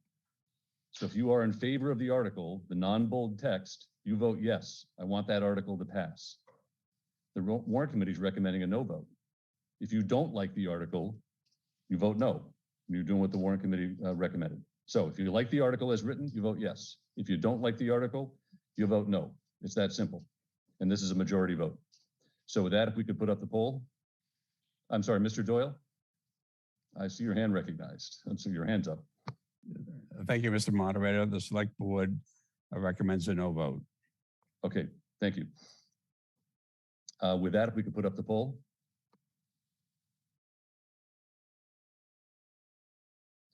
All those in favor of the motion before the body, please signify by voting yes. All opposed, please vote no. All abstaining, please vote abstain. And if we could open the phones. On the phones, all in favor, please signify by saying aye. Aye. Opposed, no. No. Thank you. We can mute.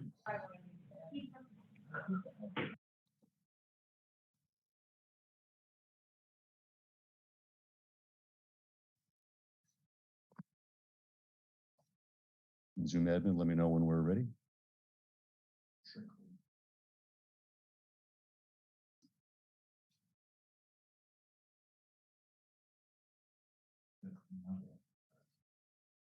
Okay, can put up the poll.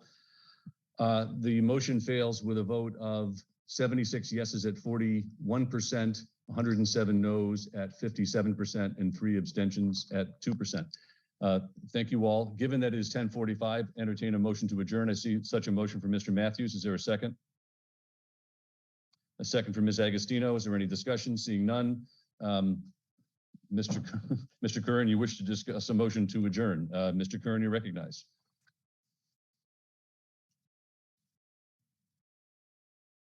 I was just seconding that. That's all. Just seconding. Sorry, just so you know, if you could type the word second into the chat, that way it's real clear whether you're so moved or second. Very good. Oh. Seeing no hands, we could put up the poll on the motion to adjourn.